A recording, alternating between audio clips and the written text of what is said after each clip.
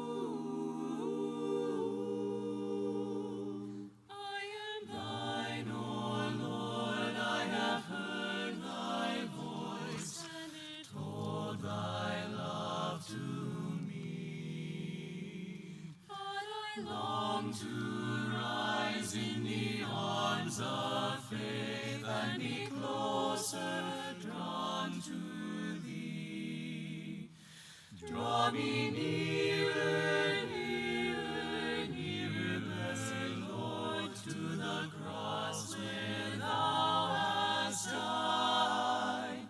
Draw me nearer, nearer, nearer, blessed Lord, to thy precious wings.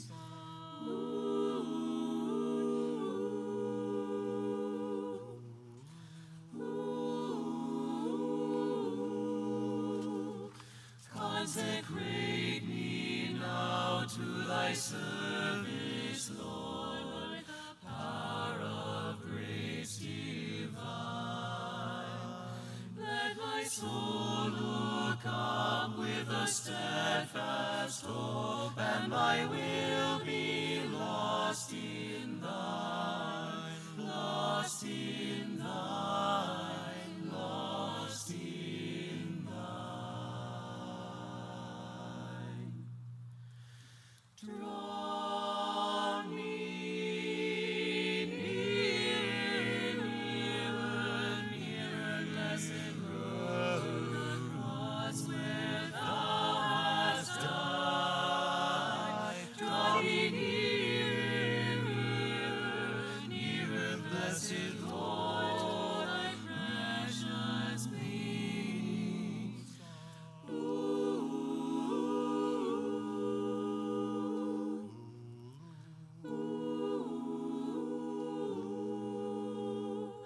There are depths of love that I cannot know till I cross the narrow sea.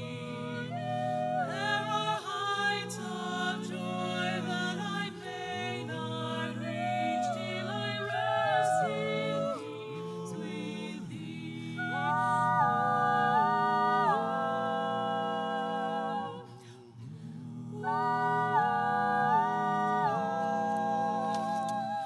Draw me nearer,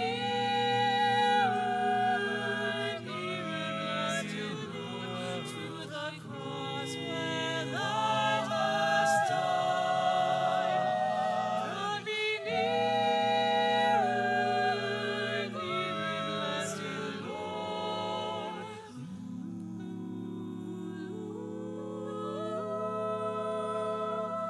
To thy precious bleeding side,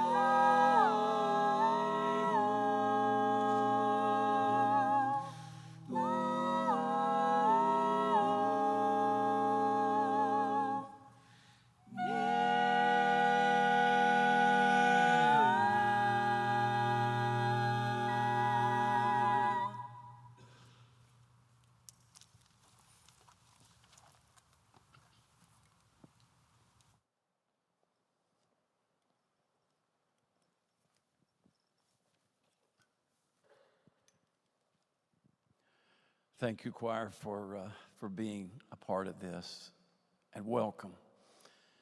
Thank you on behalf of the family for being here. It's not a place we wanted to be, not because it's a church, but because while we're here. But you know, the Bible says that the day will come for every one of us when we will take our last breath. The beautiful thing about it is we get to make a difference along the way. I got a feeling that David's life is like Carl Sandburg said of Abraham Lincoln when he wrote the biography. Sometimes you don't really know how big a tree is until it's fallen. And then you realize how big. Jackie, he was a gracious, merciful, big tree that touched a lot of lives, both of you, through the giving, through the serving, through all the things that you have done. And we'll hear more about that. I just wish we could welcome everyone in today with popcorn, the smell of popcorn, and those warm, soft cookies being baked. I was there 20 years ago, walked in the offices. I know those smells. I know that feeling of someone who understood what it feels like to be home. Well, today, David's home. He's okay. But for this family and for all of us, we turn to the God who is incredibly merciful and gracious. In fact, some of you know that Jackie and her mom and her family had just gone through the loss of her sister. And then there, of course, have been other losses. And I look around a room this size and I think about all the pain that this life has given to us. And here's what I believe. You could take all the pain that's represented in this room. Our God is still bigger. Our God is greater. And He has provision for every one of us. And so today, this is a place of hope. This is a place where you can look to the one who said through Isaiah the prophet, don't be afraid. I'm with you. Be not dismayed. I am your God. Even Jesus, when He walked on this earth, He was at the funeral of Lazarus, his friend. And the shortest verse in the Bible, Jesus wept. Believe me, He understands the pain. He knows what this moment is like. And today, I remind you, as we begin, this is a place that's for this community. Westgate has blessed this community and left an incredible impact. Even when I look at the flag and I look at the Air Force memorabilia, I feel like we all owe a debt of gratitude to David and those who serve this country. Thank you. But we want you to know that today is a day for you to find encouragement and for you to be with this family and to support them and to be a blessing for them. And we're honored to open the doors of this room to do just that. My favorite Bible verse, ironically, was written by another David. By the way, he's got a great name. A shepherd boy named David wrote these words, "The Lord is my shepherd. I shall not want. He makes me to lie down in green pastures. He leads me beside still waters. He restores my soul. And He guides me in the paths of righteousness for His name's sake. And even though I have to have days like this where I walk through the valley of the shadow of death, I will fear no evil, for He's with me. His rod and staff comfort me. And He prepares a table before me in the presence of my enemies, and He anoints my head with oil. My cup runs over. Surely goodness and mercy will follow me all the days of my life, and one day I'll go home with the shepherd. One day I will dwell in the house of the Lord forever. And may you find the shepherd today to be all you need. Thank you for being here. God bless you. As we remember David's life and try to capture it with a simple video presentation, watch the screen.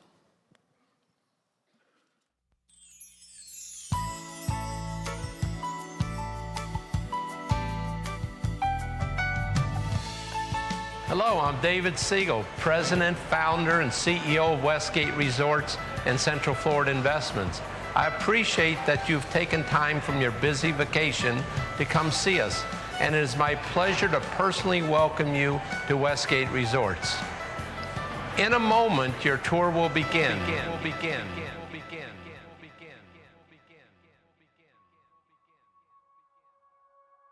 Success isn't about where you start. It's about what you do when everything falls apart. And you get back up anyway. My father, David Siegel, lived by those words. He was born in Chicago in 1935 on the eve of World War II. His parents, Sid and Sidel Siegel, were loving, hardworking people. He and his brothers, Norman Barry, were raised with simple values. Work hard, never quit, and when you fall, get up stronger. David was always hardworking and entrepreneurial. At just 4 years old, he was already making money, running his own paper route, pulling a wagon down the block. By 7, he was raising pigeons and selling them to the military. At 10, he was helping run his father's grocery store, stacking fruit, sorting bottles, and learning the basics of business. Later, in Miami Beach, he helped run his father's grocery and furniture export business. That's when he learned persistence always pays off. After high school, David worked during the day and went to school at night. He started a water ski school, learned to fly, studied radio repair, and even dreamed of becoming an actor in California because he looked like Rock Hudson.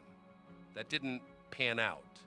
So he went back home to Miami, became a deputy sheriff, and opened his first TV repair shop. Business was booming. He had a house, a car, and a family of his own.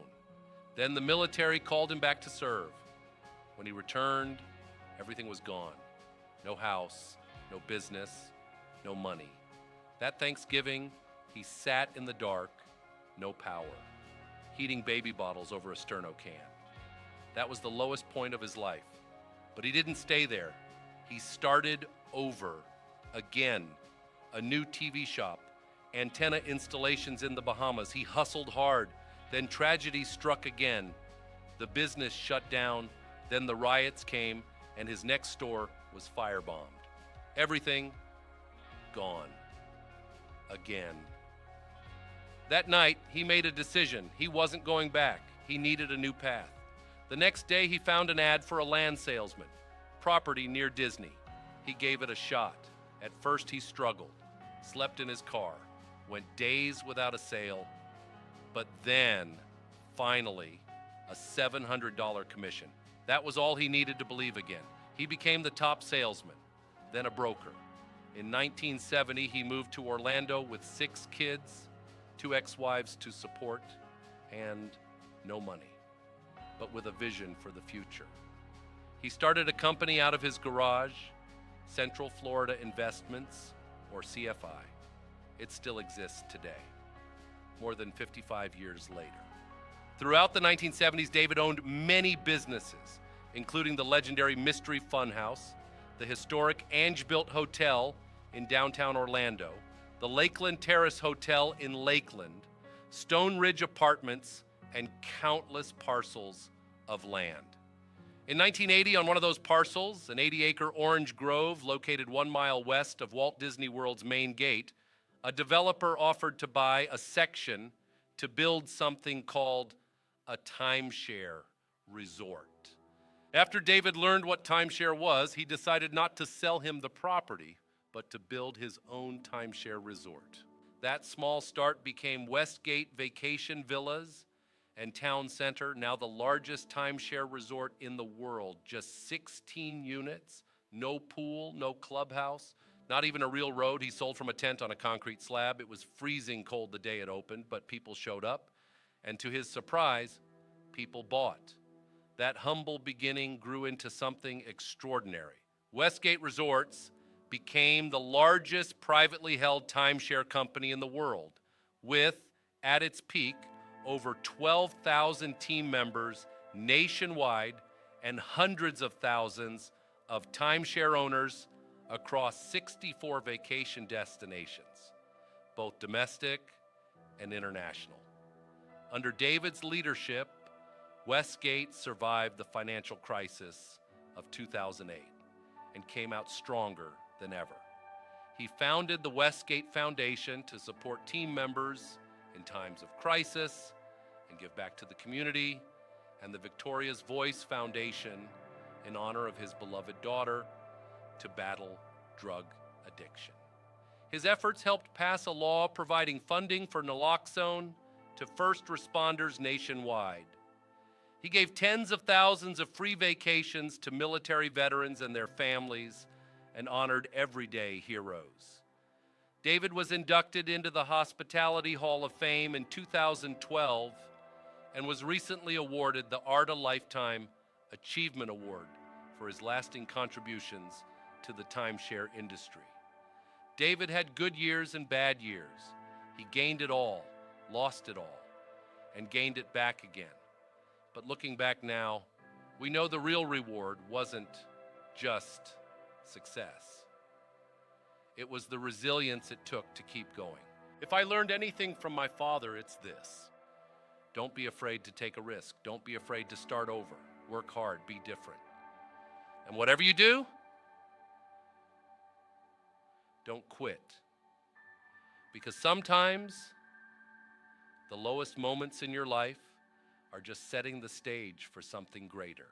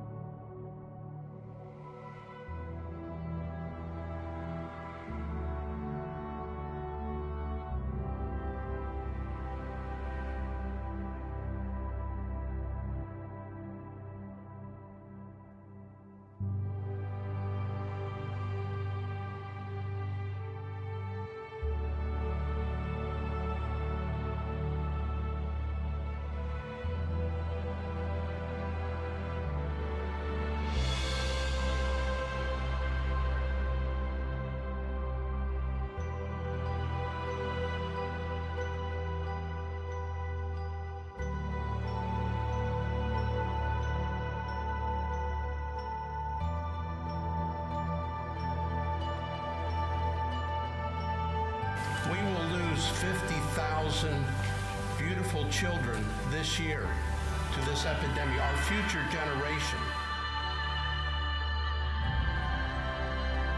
Mr. David Siegel.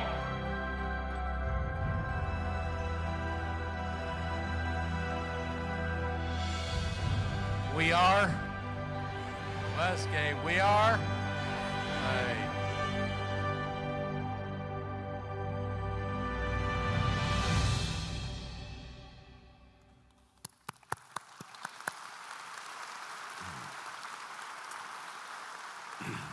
Wow, wasn't that a great video? Thank you to Dario Guzman and Alex Flores for working around the clock, putting that together, as well as everything else that you did to prepare for today. To my entire Siegel family, extended family, friends, acquaintances, dignitaries, VIPs, Westgate team members, are you here? And everyone else who came with someone who knew or worked for David Siegel. Maybe you don't know him at all, you just came along. But I hope you will know him by the time we're done here today. We planned a 90-minute presentation, but it took 3 hours, kind of like a timeshare tour. So everyone, welcome to the celebration of life for David Allen Siegel. I am Richard Allen Siegel, and even though I wasn't his firstborn son, I got his middle name. And I was always very proud to have his middle name until I found out that my dad's older brother, Norm, gave Allen to one of his kids that is older than me, my cousin Ron, Ronald Allen Siegel. And now Daniel, my little brother, is Daniel Allen Siegel. Since it's no longer exclusive to me, I went ahead and named my first son Jet Allen Siegel, which I hope you're proud to have that middle name. Where I got the name Jet, I'll get to shortly, but my other son is Jagger. I have no reason to mention him at this time in the speech other than he asked me to. And I don't want to hear it if I don't mention him. Okay, you happy now? But both boys are good boys and visited their grandfather as much as they could. I think Jagger went over mostly to see the dogs. Before we go any further, I do want to answer the question that almost everyone in this room has been wondering. Is David Siegel Baptist? No. Catholic? No. He's Jewish throughout. Even though he doesn't go to synagogues and he celebrates Easter and Christmas, he was Judish, we'll call it. And he loved Ronnie's back in the day, the best Jew food in town, off of Colonial Drive. Me, I'm half Jewish, the bottom half. I'm circumcised. Too much information? Let's continue. David Allen Siegel was born the son of Sid and Sidel Siegel. Yes, that was their names, Sid and Sidel, believe it or not. David was born on May 3rd, 1935 in Chicago and passed away on April 5th, 2025. He was less than 1 month away from his 90th birthday. Over the years, when I would encounter an elderly person with an ailment, I would say, getting old sucks, doesn't it? But the alternative is worse. And that's not necessarily true, because he didn't have 90 good years. He had 86 good years, great years, wonderful years. But the last 4 were not wonderful. The alternative isn't always worse. He didn't die of COVID, but COVID killed him. How? By locking him down, locking him in. He never came out again. So we find comfort in knowing that he is no longer in any pain. Yesterday we had a small family service where the family mourned his passing. Today we're celebrating this man's remarkable life, his wonderful life, and his amazing accomplishments in business, in family, in the community, and in life. But in order to talk about his whole life, we have to talk about his ups and his downs as well.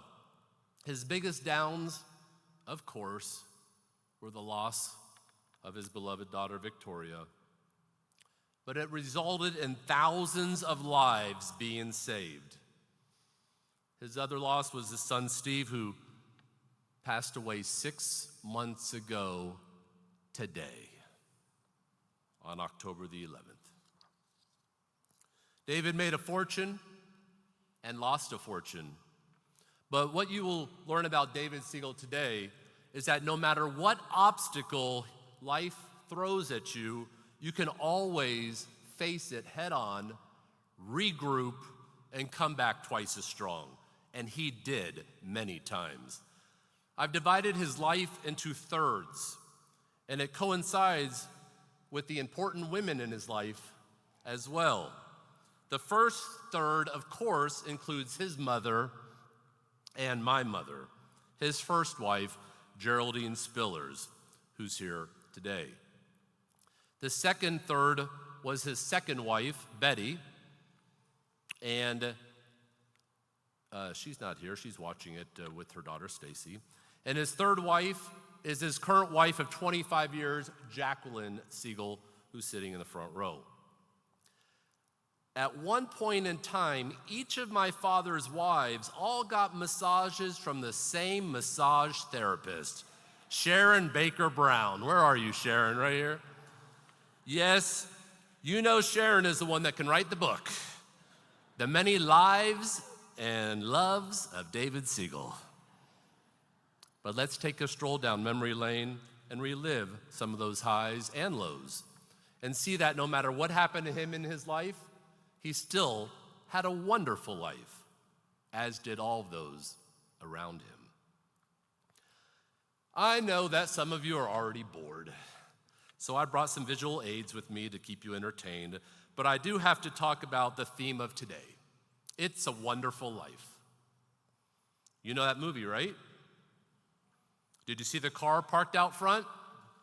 My stepmother paid a lot of money to buy my father that car. Why? Because she said it's his favorite movie. If you ask Jacqueline or the kids, they all will tell you that It's a Wonderful Life is David Siegel's favorite movie. I don't remember that being his favorite movie. Not when I was growing up. When I was growing up, his favorite movie was Giant, with Rock Hudson, who he thought he looked like, Elizabeth Taylor, and James Dean. James Dean only made 3 movies, and that was the last one. He died before it was released. He even named one of his TV stores after his favorite movie, Giant TV. It wasn't called It's a Wonderful Life TV. So the question I had to answer before I got up here today was, why did his favorite movie change? And when? And here is the answer. If you've ever watched the 1956 movie Giant, it's about a giant cattle ranch in Texas. The rancher, Rock Hudson, has millions of dollars, thousands of acres of land, numerous cattle, and the woman that the poor ranch hand was in love with was married to the rancher. James Dean was the poor ranch hand, and he wanted to be with the rancher's wife, but she wouldn't have anything to do with him. She was married, and he was poor, and she was married to someone rich. Well, his character, James Dean's character, is named Jet Rink. That's where Jet got his name from. And he inherits from the rancher's sister a little piece of land that he's living on, and it just happens to have oil on it. It shows how the poor ranch hand went from what ended up being richer than the rancher. Still didn't get the woman, but he went from nothing to the richest man in Texas. Someone with nothing ended up having it all, something like my father's story. Giant was his favorite movie. Why is his favorite movie now It's a Wonderful Life? What changed? He did. He changed. Yesterday at the family service, Jacqueline read why she thought it was his favorite movie. And Jacqueline, I picked up your note off your chair, and I hope you don't mind. You got to read this? Okay, I'll leave it up here for you, okay? But I'm reading the beginning of it. She said, David loved It's a Wonderful Life because it reminded me of the impact one person can have on the lives of others, even when they don't realize it. The film's message about kindness, community, and resilience resonated deeply with him. He admired George Bailey's selflessness and the way the story showed that true wealth is found in relationships and purpose. So he ended up, his favorite movie was Giant when he was wanting to build this big company and have a lot of money, but it turned into helping people, how one man can make a difference, and he did. Both were his favorite movies at different times in his life. Giant was about one man starting with nothing and ended up with it all, except the girl. Jet Rink never ended up with a girl because it's not always about the money. And It's a Wonderful Life, it shows how one person can have such an impact on many. One very wealthy person can have quite the impact. I understand now why both movies were his favorite at different times in his life. So many people have no idea that he was a self-made man. He was poor most of his life. No, he wasn't poor most of his life. He was poor almost half of his life. 35 years, he had nothing, dirt poor. Let that be a lesson to anyone in here younger than 35. If he was poor at 35 and ended up being rich, so can you. So can you. It's never too late to do something with your life. And that's what he did, always reinventing himself. If that didn't work, he would pivot and try something else. But it starts with wanting to be rich. He always wanted to be successful and rich. He visualized himself being rich, and he was always self-employed other than when he worked for his father. He always believed that he could do it better than anyone else, and he normally was right. He made a list of his secrets to success, but we're not going to go over those today. We're going to wait for you all to buy the book. Speaking of books, his life has all the makings of a book. He sat down many times trying to write one about his life, but he never got it done. You saw the highlights in the video. Now I'll tell you some of the details. Like I said, he was born in Chicago during the Depression, which lasted a decade. From 1929 to 1939, he was born in 1935, so right in the middle of the Depression. And you know how he must have been raised. David, turn out the lights. You think he heard that himself? We can't afford the electric bill. A lot of his beliefs came from that era, watching every penny, not wasting money, not wasting food. He moved to Miami with his parents and his brothers when he was a kid, and he made lifelong friendships with 3 of his closest friends. For 75, 80 years, he's been friends with them. Fred Wasserman, Jerry Intel, and David Peer. Uncle Fred and Uncle Jerry, as we kids called them, are no longer with us.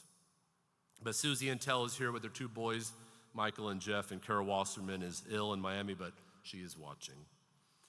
But his oldest living friend is here, David Peer, with his son Robert. And David, I think you're closing in on 90 years old, aren't you? Wherever David is, I don't know. David Peer was always a good-looking guy back then, and my father used him to help pick up girls. There he is. Look at that afro, huh? Nice fro, Dave. These guys' purpose in life seemed to be to meet girls. My father's brother, Barry, is 13 years younger than my father, so my dad used to take little Barry with him to the beach or wherever he would go. Barry was blonde-headed, and my dad would use him to meet girls as well. My father and David and Fred would also give free water ski lessons to girls. I think he made them pay if he didn't get lucky. They were free, not for long. They would actually pay him not to fool around. What a salesman this guy was, huh?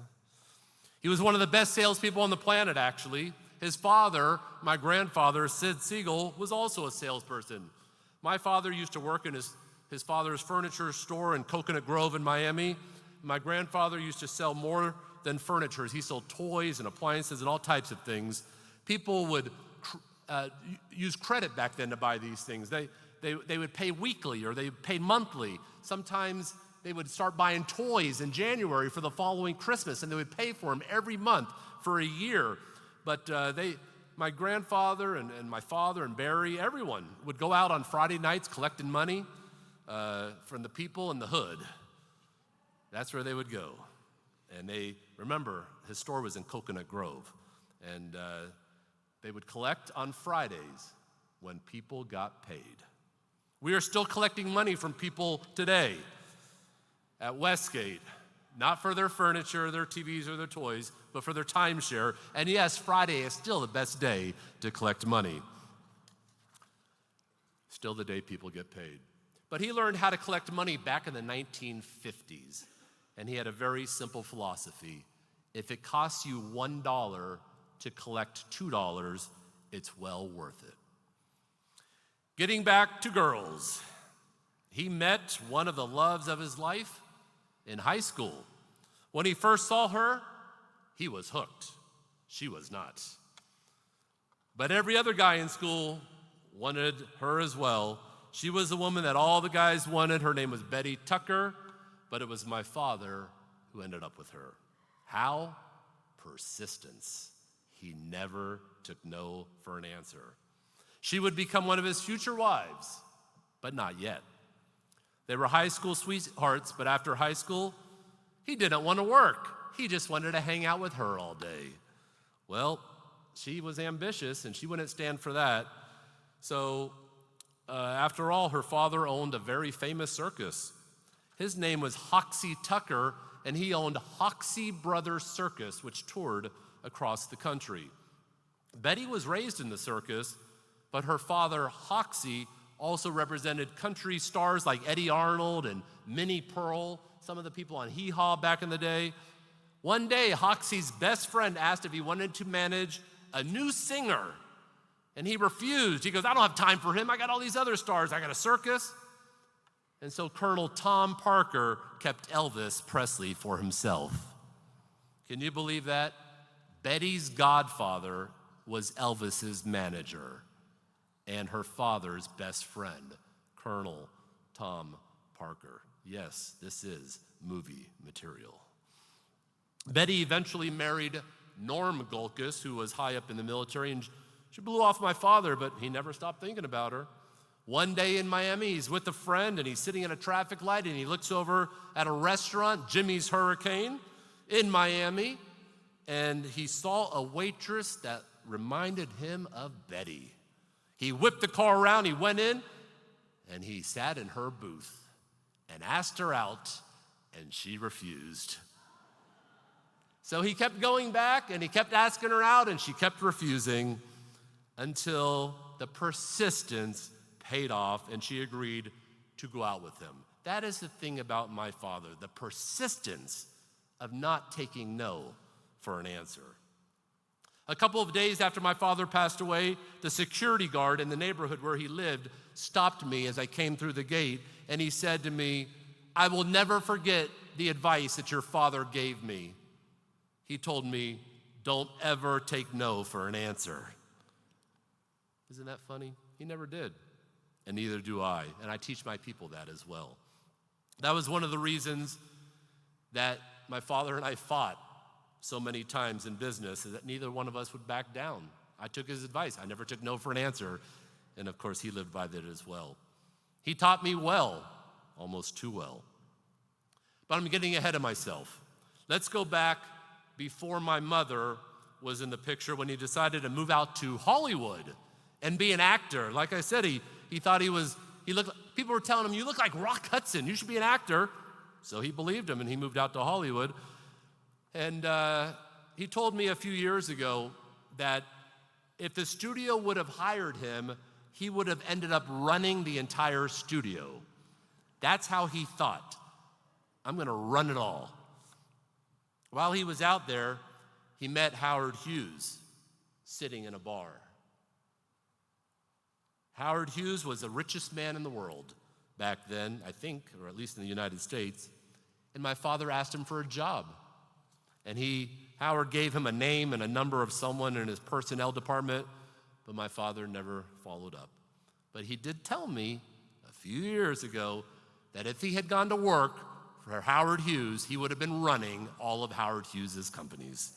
And I don't doubt that at all. You young people, if you don't know who Howard Hughes is, look him up. He was amazing. He owned TWA, movie studios, casinos.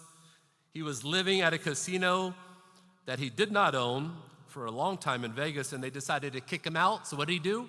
He bought the casino, so he wouldn't have to leave. Watch The Aviator, the movie, if you want to learn more about Howard Hughes. Leonardo DiCaprio plays him in the movie. When my father was in LA, he also went to the opening day of Disneyland in 1955. He saw that Walt had built Disneyland in the middle of an orange grove. On opening day, there was nothing around Disneyland but orange trees.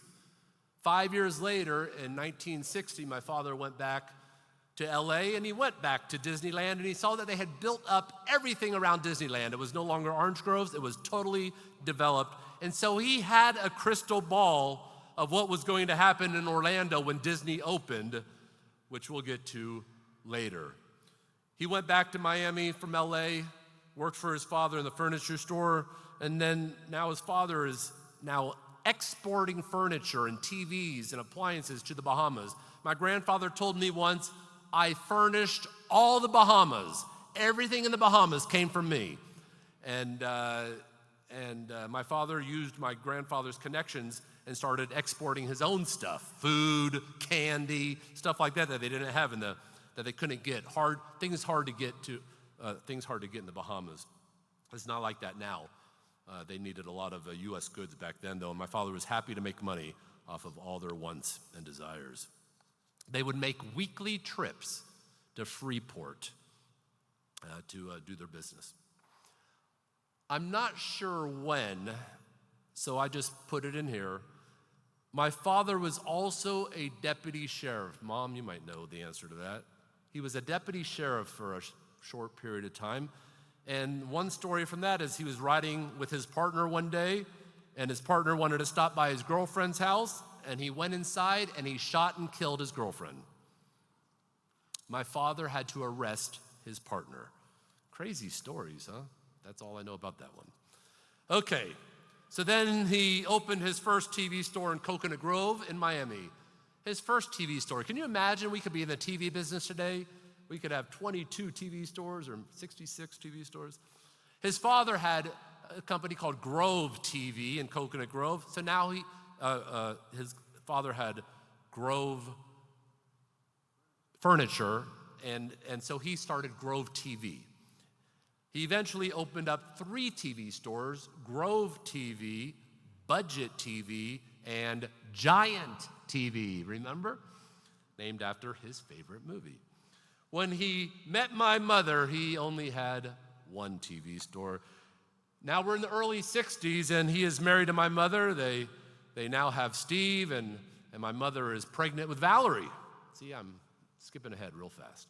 It's July 10th, 1963, and my mother goes into labor and goes to the hospital. He's working at his TV store, so he calls his manager and says, "Will you cover for me? I'm going to the hospital.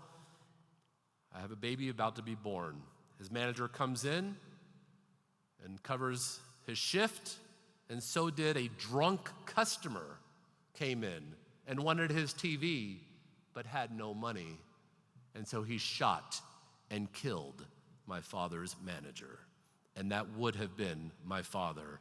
So he credits my sister Valerie, who's not here but watching this on Zoom today, with saving his life.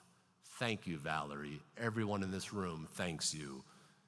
And Mom for having her on that day. When my sister's daughter, Sydney, was born premature, my father went to the hospital every day, rubbing her, talking to her, saving her life. And he appreciated what Val had done for him, and he did it back for her. I was born a couple years after Val in 1965. In the late 60s, my father was still broke. We were poor, and my parents got divorced. I was the only kid in school who knew what a divorce was back in the late 60s. I asked my mother last night for a quote that I could read about my father, and this is what she said. 4 words. He loved my cooking. Everybody loves your cooking, Mom. And she made some of his favorites when he was ill, and I appreciate that sincerely. During the same time, Betty was also going through a divorce, so they got back together. Remember, she was his high school sweetheart. After my mother, they got back together. He married her. Now he had 2 wives to support, 6 children, and no money. Betty told him, "You are a great salesperson, but you should be selling something higher priced than TVs." So he got a real estate license, and he started selling houses for a company called Kai's Company in Miami. But he saw that the money was in commercial real estate, and he started selling land. He went to work for a company called Land and Leisure, and they asked if he would move to Orlando and be their broker on record and sell their land to other people, to other investors. So he borrowed money from his father to get a house. They moved from Miami to Orlando. The house had a 3-car garage in Conway on Colon Lakeshore Drive. He built a partition wall on one of the bays in the garage, and that was his first office. And he named the company Central Florida Investments, CFI. And that company is still around today. We just celebrated 55 years, but it started in his garage. That was in 1970, and Disney World was still under construction because, as all of you know, Disney opened up October 1st of 1971. Remember, he had a crystal ball. From seeing what happened in Anaheim, he knew what was going to happen in Orlando. So now all he had to do was find prospects to sell him something. Disney had opened a preview center in Lake Buena Vista for previewing what they were building, the Magic Kingdom in Orlando. He and Betty would go stand out in front of the preview center and take pictures of families that were going to the preview center. "Hey, can we take your picture in front of there?" And they would start a conversation, and those would become his prospects, and that's who he was selling land to. We still do that today. We meet our prospects out on the street, strike up conversations, and ask them to tour our resorts. But he learned this back in 1970. The 70s was good to my father.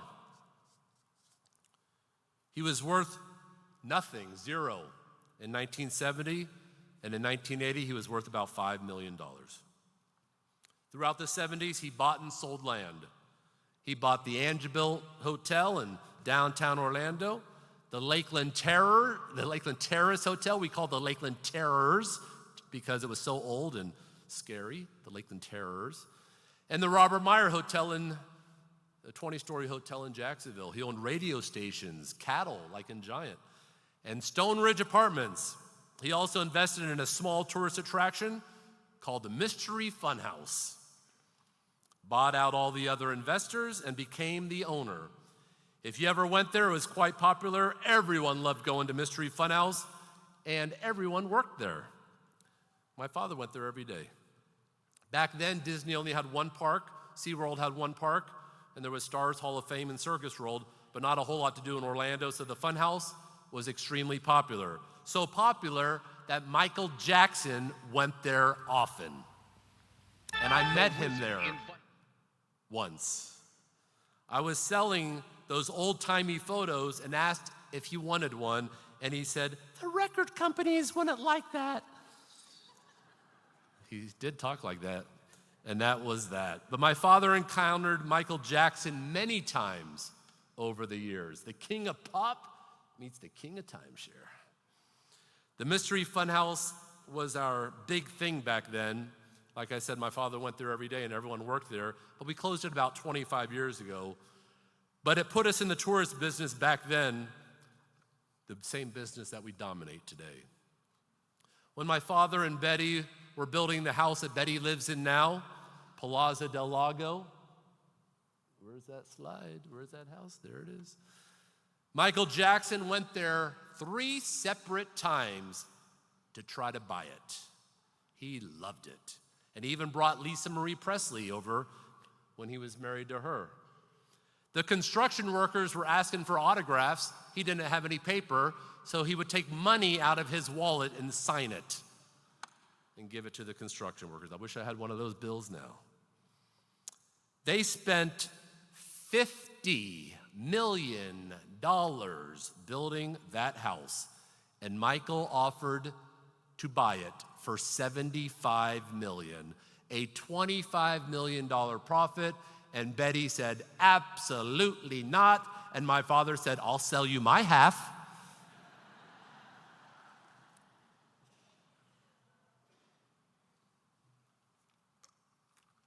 But that was in the 90s, and we're still in the 70s. So let's go back real quick.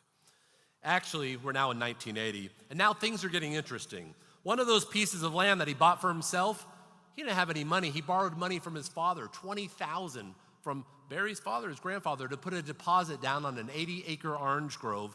And how did he pay the property taxes if he had no money?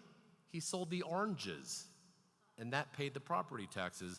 That orange grove was located 1 mile west of Disney's main gate. He held on to it, never developed it, all throughout the 70s. We would go out there and pick oranges. There was a picture of us holding an orange on our head and a grapefruit. That was at that property. And at one point, he was going to build a tourist attraction on that land. Circus World was already in existence, but he was going to use Betty's father's circus to open Hoxie Brothers Old-Time Circus Land. He started by building horse stables. A fun fact, do you know who used to work for my father at the horse stables? A lot of you may know him, Dick Batchelor. How about that? One of his first jobs was working at the horse stables. My father never built circus land, but we had the stables for many years, and we used to ride horses through the orange groves. In 1980, a man by the name of Jack Springer approached my father about buying part of that 80-acre orange grove to build something that he called a timeshare resort. My father asked a question that would change his life forever. What's timeshare? When Jack explained that he sells the same condominium 52 times, my father fell in love with the concept and decided not to sell him the land. I'm going to build my own timeshare resort. And that's what he set out to do. They started construction of 2 buildings, A and B buildings, 16 condominiums, 8 one-bedrooms and 8 two-bedrooms. Hi, Deb. It was your dad that tried to buy that. And Deb Springer, Linden. And he built the two buildings in the middle of the orange grove. There was nothing there except two buildings. No clubhouse, no paved roads, nothing but two buildings in the middle of the orange grove. So I had to ask him, why would you build the two buildings in the middle of the orange grove if there's nothing there? He said, because if it didn't work, I didn't want to ruin the frontage on 192 and Old Lake Wilson Road. So he actually built them thinking it might not work, the concept. And I have to tell you, the day that he opened, December 15th, 1982, he thought, I know he did this. What did I do? Because it was a record cold day. Look it up. Record cold day in Orlando. And he didn't have a sales center. He had an open air. He got a circus tent from Betty's dad. So he had an open air circus tent, freezing. The wind was whipping. All the papers were going everywhere. He brought the heaters in from the groves to heat up I'm surprised the whole thing didn't go up in flames, the whole tent. The salespeople were all in parkas. They were in heavy coats. The tours were in shorts and T-shirts because they hadn't prepared for the cold weather. And he thought it was a disaster, but they came and they bought. And he named the resort Westgate Vacation Villas because it was located 1 mile west of Disney's main gate. We just celebrated our 42nd year at Westgate Villas. The first year of sales, we only sold $4 million. But we went up 50% the next year to $6.5 million. And the third year, we sold $8 million. And then we went to 12, then 16, then 24, then 35. Every year, we sold more than $50 million. And we thought, $50 million, we can't do more than that. But he bought a marketing company that year. We doubled sales. We went to $100 million. You remember Barry, Jim? You were there. $100 million in 1990. At our peak, we got up to $1 billion in sales in 1 year, which is amazing. In 1985, when he only had 24 units constructed, he was interviewed for a magazine article where he said, I'm going to build the world's largest timeshare resort. And he only had 24 units at the time. But guess what? That big, audacious goal came true. He built the world's largest timeshare resort at Westgate Vacation Villas in Town Center. It has over 4,000 condominiums. And the largest hotel has over 5,000 hotel rooms. He has over 4,000 condominiums. It's like a little city over there. Something else happened in 1985. He decided to retire. So he had a huge retirement party at the villas as he turned his company over to a relative, Mark Farwell, to run it for him. Let me tell you, that was a lot of fun working for Mark Farwell because we were all used to my father, Jim and Barry and myself. The four of us ran the company back then, and then he brings in an outsider, Mark Farwell, and it didn't go very well. But luckily, my father got bored with retirement, and he came back to work 7 months later and grew our company while Betty kept growing the house that she was building. The same house that Michael Jackson wanted to buy. But as he was growing the company and she was growing the house, they also grew apart. And they divorced in 1997 after 30 years of marriage. The second third of his life. After that, he had a few girlfriends, nothing serious. Then I think it was 1999, 2000.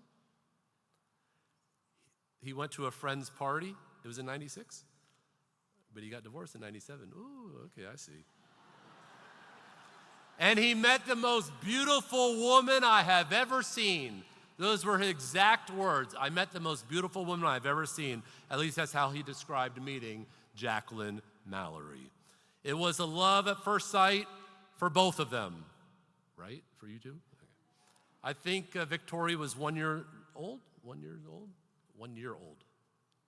you moved and your entire family moved up to Orlando. Jacqueline's entire family is here with us today, other than her sister who left us way too soon. That's the thing, folks. Out of the last 6 deaths in our family, only one has gone to be, has lived to be old, live to an old age. Everyone else has died too young.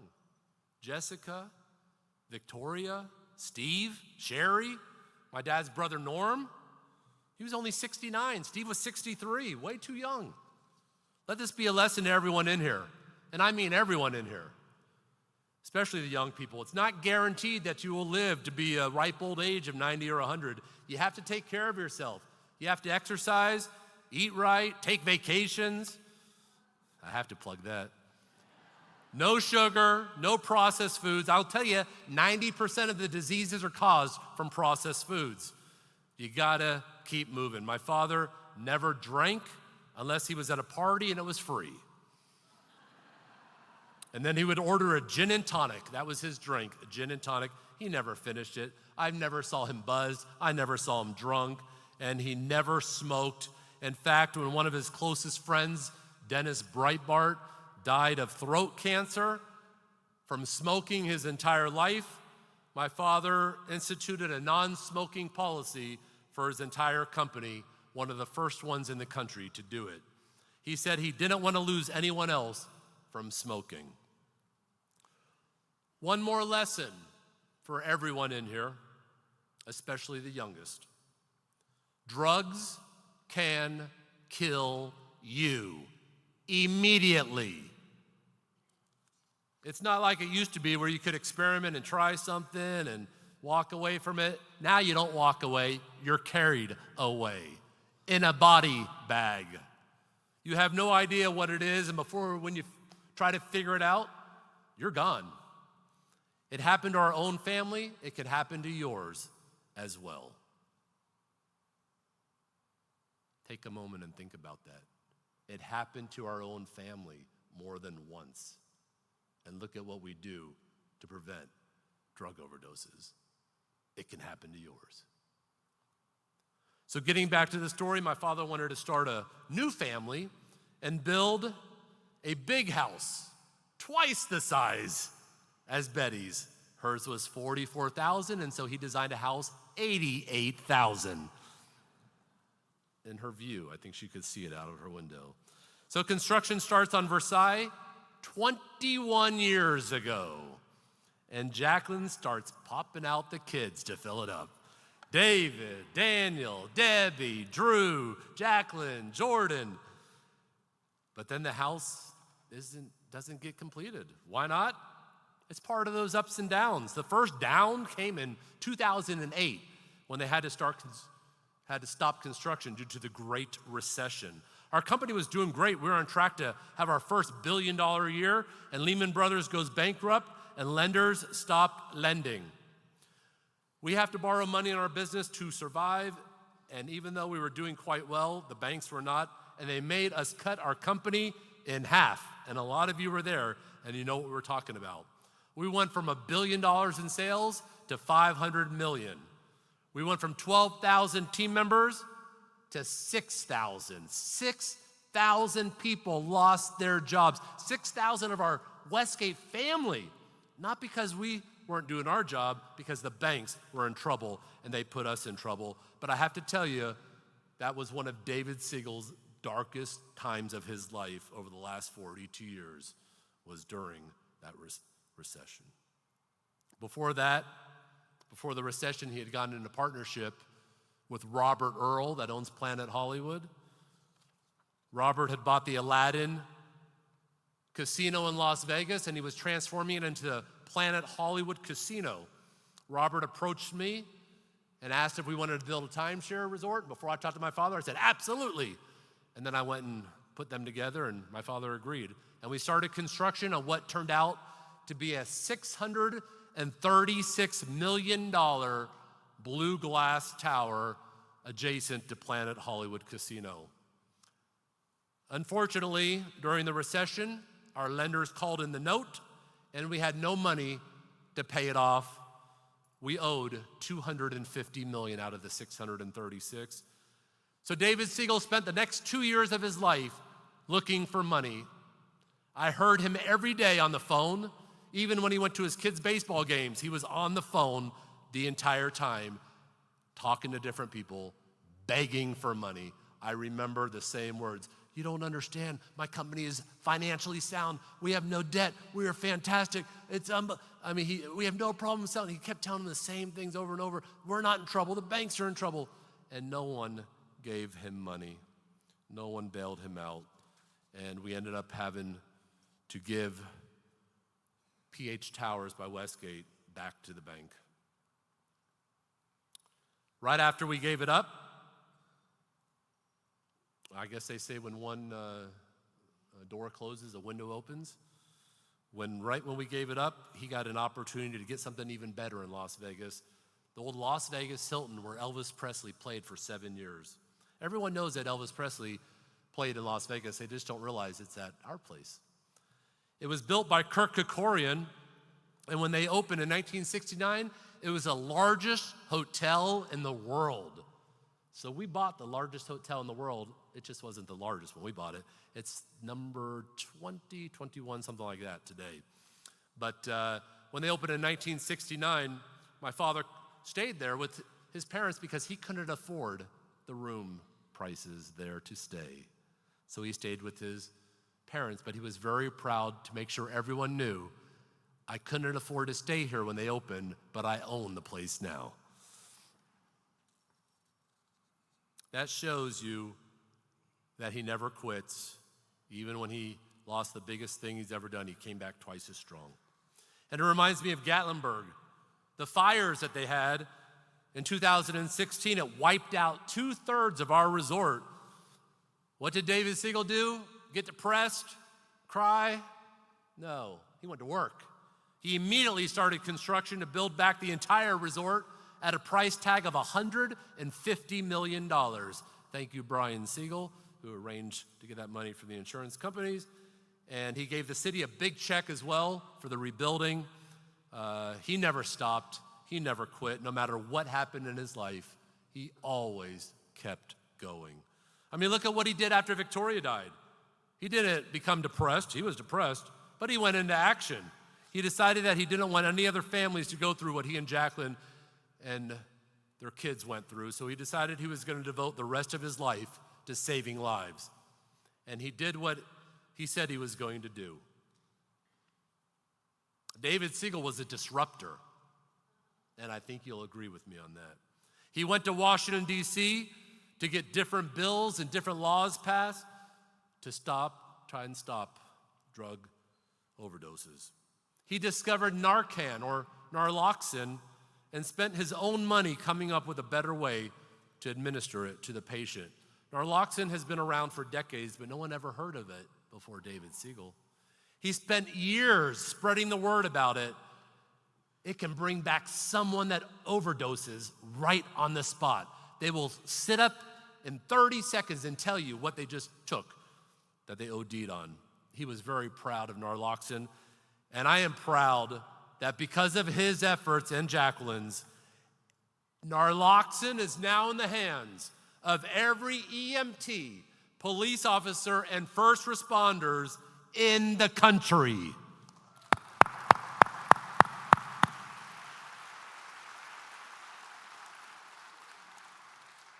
Amazing. Sheriff Dennis Lima is of Seminole County. We will hear from today, and he will tell you not just that David and Jacqueline are saving lives, but how many lives they are saving. In fact, I asked his office for some stats, and this is what I hope I don't take your thunder from this. I took your thunder, I might as well take his. Okay, while it is challenging to attribute a specific number of lives saved directly to Mr. Siegel's advocacy, recent data indicates a significant decline in opioid-related deaths. It was going up every year.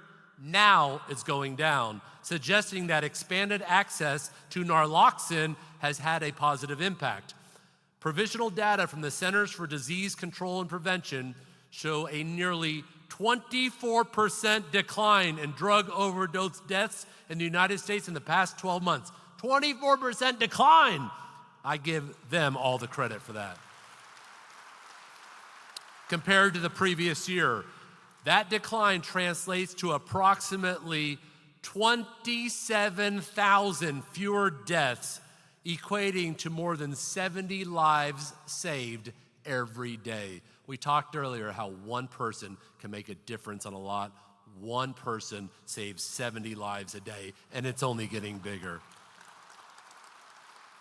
It is estimated that first responders have deployed naloxone over 100,000 times since David introduced it. Can you imagine how many lives he has saved? And he was proud of that too, and we can all be very proud of him for those accomplishments. Unbelievable, it really is. It shows everyone in here can make a difference. If nothing else, one could say that David Siegel had a wonderful life because he chose for it to be wonderful. It could have gone the other way, but he chose for it to be wonderful. He could have bowed out at any time, but he always pivoted and looked for the silver lining behind every dark cloud. Just saving thousands of lives made his life wonderful. Imagine 100,000. When he established the Westgate Resorts Foundation, he paid 100% of the annual expenses out of his own pocket. And so that all the money raised to go to the people who really needed it, it didn't go to the workers. He does the same with Victoria's Voice, pays 100% of the expenses. When I was making a list of David's qualities, it was kind of coincidental, but a lot of words that described him started with the letters CH, like children, right? He had lots of children. The word I'm going to use now describes him as cheap. I could say frugal, but we used the F words at the last service, so we're going to stay with the CH ones for this one. When I say cheap, I'm sure it comes from being raised during the Depression, but it also sets the tone for how our company would operate from the beginning through today. High production, low cost. Let me give you a few examples of my father being cheap. Styrofoam cups. He always used one because he never had to get another drink. He always added ice and kept the same drink all day long. He never had to buy another drink. I learned that from him. Thank you, Jay Wilson, for printing the Westgate logo on the blank. My father always had blank styrofoam cups. II says, you got to advertise Westgate. And they send us cups every year. He also took the styrofoam cup on vacation with him because he would go into airports where they had the drinks and he would just go over and just fill up his drink without waiting in line. Is that cheap? Maybe, Jim. You asked me not to say it. It's part of the cheapness. He kept the popcorn bag in his car, so when he went to the movies, he would go back up to the counter and say he wanted his free refill. This is true stuff. Let's talk about bones. They have a lot of dogs. He would never buy bones. He had to get them free from the restaurants. Bring me all your bones, all your steak bones. We were in Vegas. You were there. We're out at a restaurant. We had a huge group. They brought him a lot of bones, bloody, nasty. And we're flying back on our private jet, and the jet breaks down. And so we had to book all of our flights commercial. We all ran over to the airport, going through security. Here's my father with bags of bloody bones going through security. I did mention the free gin and tonics, right? Okay, he didn't drink. They were free. He never bought himself nice clothes. Did you see the first video that they showed where he walked up? Hello, I'm David Siegel. Did you see the shirt? All wrinkled. That was him. We said, let's put you in a nice suit. No, I'm wearing what I wore to work today. This is me. And this is what I want my owners to see. He didn't care what people thought. He drove a Cadillac every day when he could afford to drive any car he wanted. Why did he drive a Cadillac? It was free. We had to deal with National Rent-A-Car, and they give us a free car.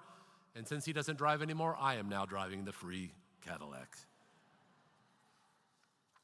One day I was coming to visit him, and one of his kids was leaving in their Mercedes. Was that Jordan? Leaving in your Mercedes. And I said to my father, "Something's wrong here, Dad. I've worked my entire life for you, and I am driving a Cadillac, and your youngest kid is driving a Mercedes." You know what he said to me? "Yours is free."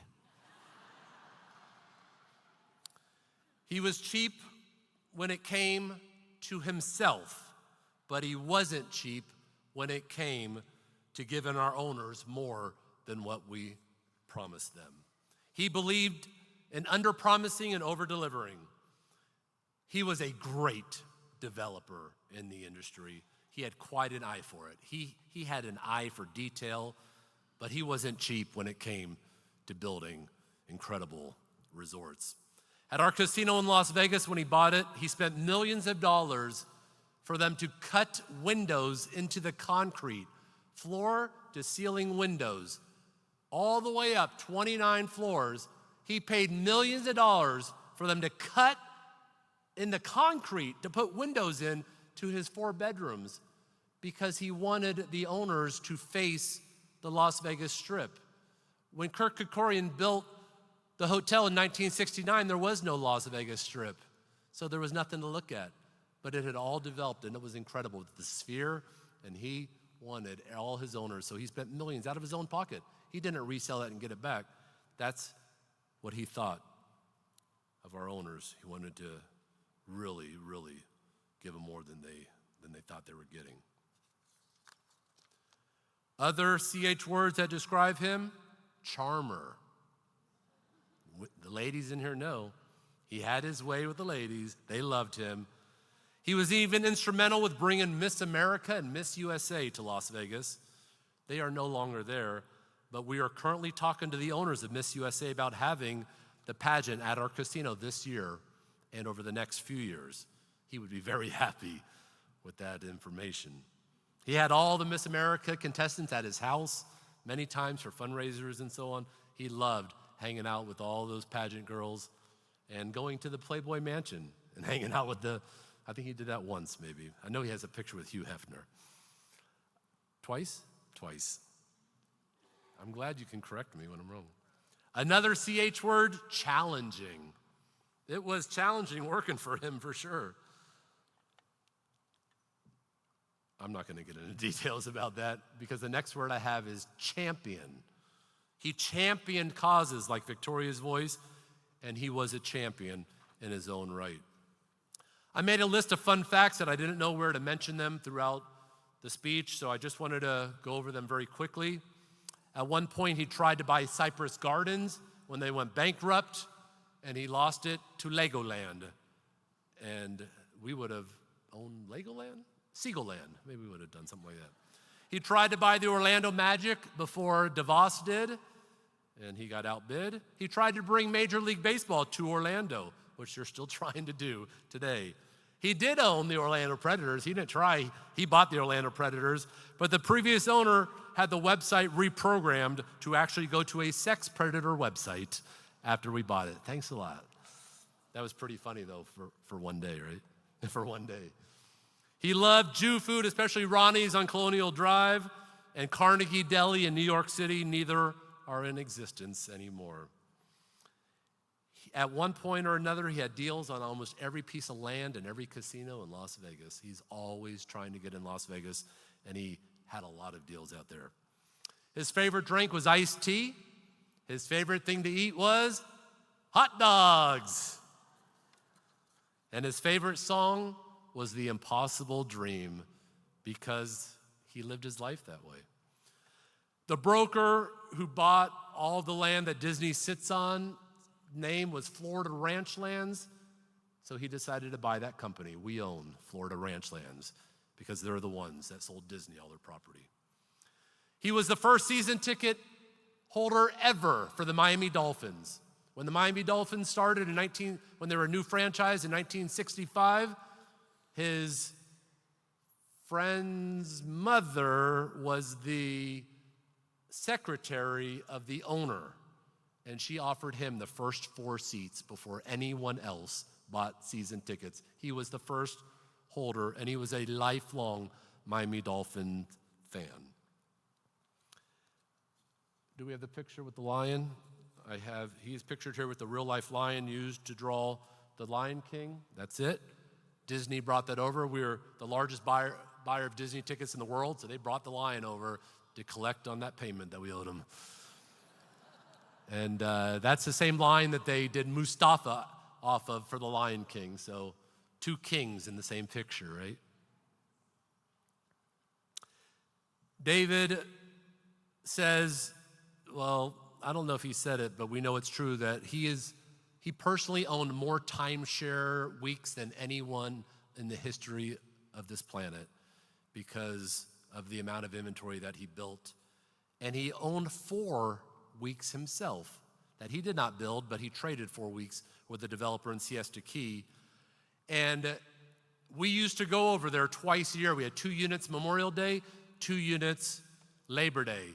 And we used to go over twice a year and stay in those timeshares. And let me tell you, timeshare does work because we had wonderful free memories every year in Siesta Key. Such great memories that my sister Stacy moved to Siesta Key after she retired, and she still lives there today. 3 of his new boys are all born on the same day, May 26th. If you do the math, you'll see that he keeps getting Jacqueline pregnant every time they go down there Labor Day, and she has the kids on Memorial Day. 3 boys, all with the same birthday. What are the chances? Timeshare does work. When you have your own separate bedrooms, it's a little different than staying in a hotel. My sister Stacy's husband, Andre, was also born on that day. Did you guys know that? Andre has your birthday? Could my father also be his father? We'll save that for the movie as well. In the 70s, my father loved Bo Derek. The movie 10, he had her poster hanging in his office. And so, that's a CH, Charlie's Angels. She was in Charlie's Angels, right? No, that was Farrah Fawcett. All right, forget that CH. I recently arranged a Zoom call with Bo Derek and my father when he was ill, and I have to tell you, it's one of the happiest moments I've ever seen. The look on his face, the smile on his face, talking to Bo Derek. She looks great, and she's with her husband, John Corbett. He was in my big fat Greek wedding and so on, and Sex in the City. They were great. They were really, really nice, and he loved talking to Bo Derek. So guess who called my father a couple weeks ago to check on him? Not Bo Derek, Donald Trump. Can you believe that the President of the United States took time out of his day with all that's going on to call my father?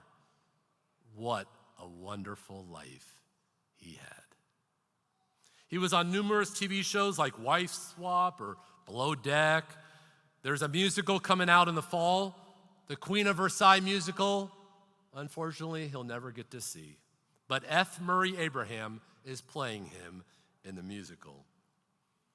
My father also says he got George W. Bush elected president. Why?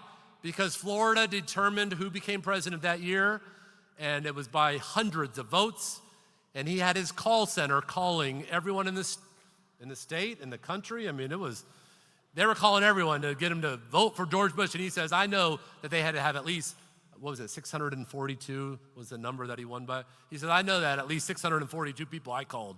So he says he got George W. Bush elected. But he also said, I'm not sure it was legal.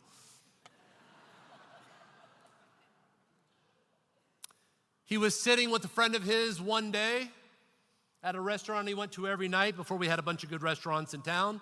We all went to the same restaurant every night on International Drive, off of International Drive. It was called TGI Fridays. We were sitting at Fridays, and he owned the land across the street, and someone had leased the land from him, and they put up a flea market, and they named it Backstreet Market. And he was sitting there with his friend, Lou Pearlman. And his friend says, I need a name of a group. I got this boy band that I need a name. And my father says, how about Backstreet Boys? And that's where the name Backstreet Boys came from. He owned the property that the Backstreet Flea Market was on. That's what they named it, the Backstreet Flea Market. And the Backstreet Boys were born out of that dinner at Fridays. Just so many stories that we can tell. He was like the real life Forrest Gump. His life was truly wonderful. There were a lot of ups and a lot of downs, but he always came back twice as strong. He was definitely a unique man, one where they broke the mold after they made him. But he was an excellent salesperson, an excellent employer, an excellent father, and an excellent human being. He was wealthy beyond his own dreams, but he never lost his humility. He always talked to the little people, whoever you may, whether it's a housekeeper or someone standing there taking tickets, he always talked to everyone in his own company and everywhere else. I want to thank his nursing staff and all the staff at the house for working around the clock for the last few years, sacrificing your own lives for his. I want to thank Jacqueline Siegel, my stepmother and friend, and the Queen of Versailles for being who you are, which is very special. This woman would stay in the hospital with him for weeks at a time, sleeping in a cot next to his side. She was always by his side, and I know he appreciated it, as do I.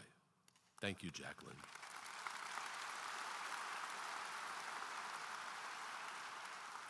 I also want to thank Jim Gissy, Barry Siegel, and Michael Martyr for not just being there at the beginning, but for being there here too at the end, or at least the end of his life.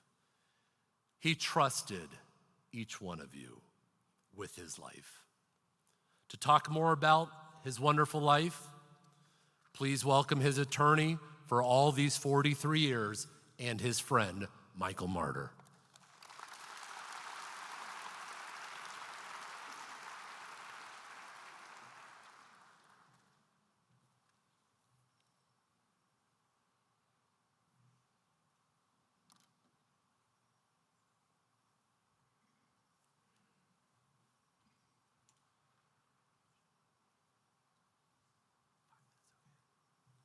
What a story. Can you believe that from Richard? I got to tell you, I was a total mess, a basket case yesterday. I'm going to try to do better today. But first, I want to thank First Baptist for allowing us to have this service, an amazing venue, an amazing showing of love. I think it demonstrates that no matter what your faith is, there's always an opening and there's always acceptance, especially on a day like this. I can't tell many stories. They're all confidential and subject to attorney-client privilege. But when they're both gone, when we're both gone, maybe one day, you'll get to hear about them. There are a few funny things. And then I'm going to get into something a little more serious. We checked into the Lowe's Hotel one day. This is years ago to do a financing. And David and I are there, and he has a bag of bones wrapped in tinfoil. We went up to the room, and David didn't realize that if you move anything out of the minibar, you're going to get charged for everything that's in there. David emptied the minibar, every glass, every bottle of vodka, every bottle of water, it was all gone, so we could put his bones in there. And the following morning when we went to check out, he was charged, even though he put everything back, he had a $1,000 bill just for the minibar that we had to straighten out with the manager. Richard reminded me of the styrofoam cup. And there's another story We went on a trip that Marcia Raleigh arranged, who was there, and David loved Marcia, and we all love Marcia, and she arranged an amazing trip to go to Bora Bora. And we had an overnight flight to Bora Bora, and David had taken his cup, and as Richard mentioned, filled it up in the airport. When he got on the plane, and we were about to take off, the doors were closing. He realized that he had left his cup in a restroom in the airport. What did David do? He got off the plane to go find the restroom that his styrofoam cup was in, and he retrieved it, and he came back on the plane just in time.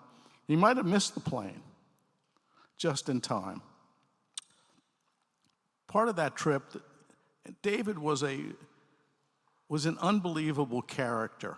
And as we were taking off to come home from Bora Bora, we don't have a picture of this, but as we were coming home, we stopped at a place where there was a ceremony, like a buffet in Tahiti. And at the buffet, there was a chocolate bar where the chocolate would stream out. David had a white shirt on, but that didn't stop him. He came out of the restaurant bathed in chocolate. We were going to fly home that night. This was going to be an all-night flight back to LA. We got to the airport, and my wife, Chrissa, didn't think it was a good idea for him to get on the plane. It actually looked like blood. He might have murdered somebody. So we went to the gift shop and bought a shirt, a flowered shirt. We didn't miss a beat. It looked like every other shirt. But do you think David went into the restroom to change? No. He got naked right there in the middle of the airport to take his chocolate-soaked shirt and to put on the new one.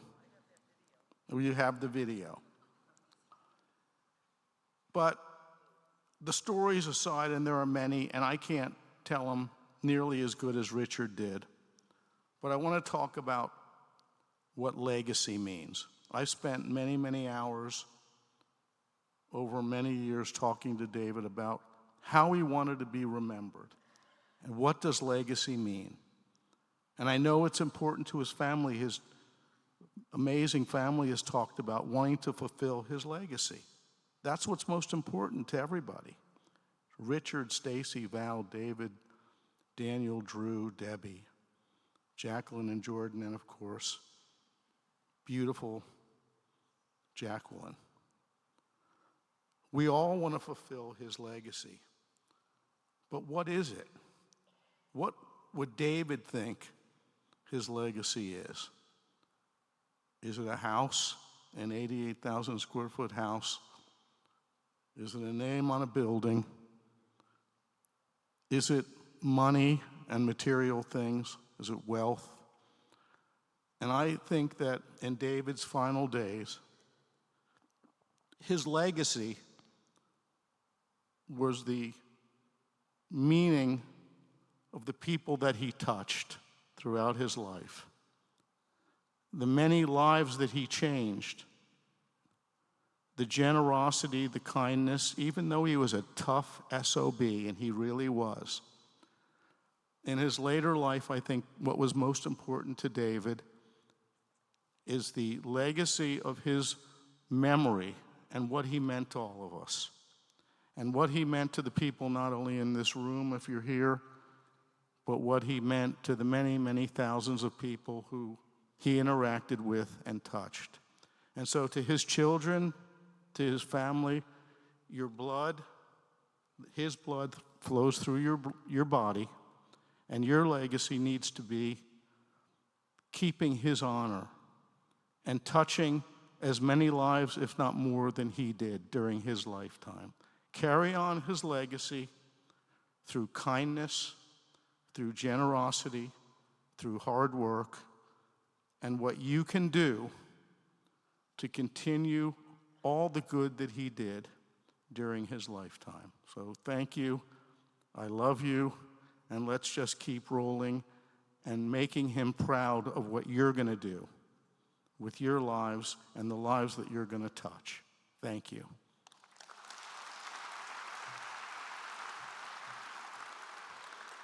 Excellent, Michael. Thank you. Please welcome to the stage Jim Gissy. Is where? Oh, he's going up the ramp. There's stairs right here. Jim was my father's best man in the wedding to Jacqueline and the chief executive officer of Westgate. He replaced my father as CEO.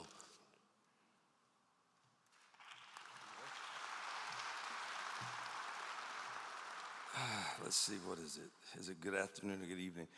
You know, I've given lots of speeches in my life, but this one, for some reason, I'm completely blank.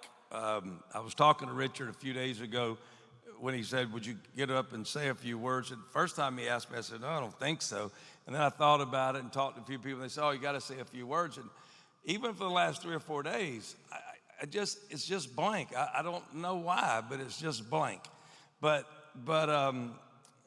here we are together to talk about, this is a celebration of David's life. Yesterday was the funeral.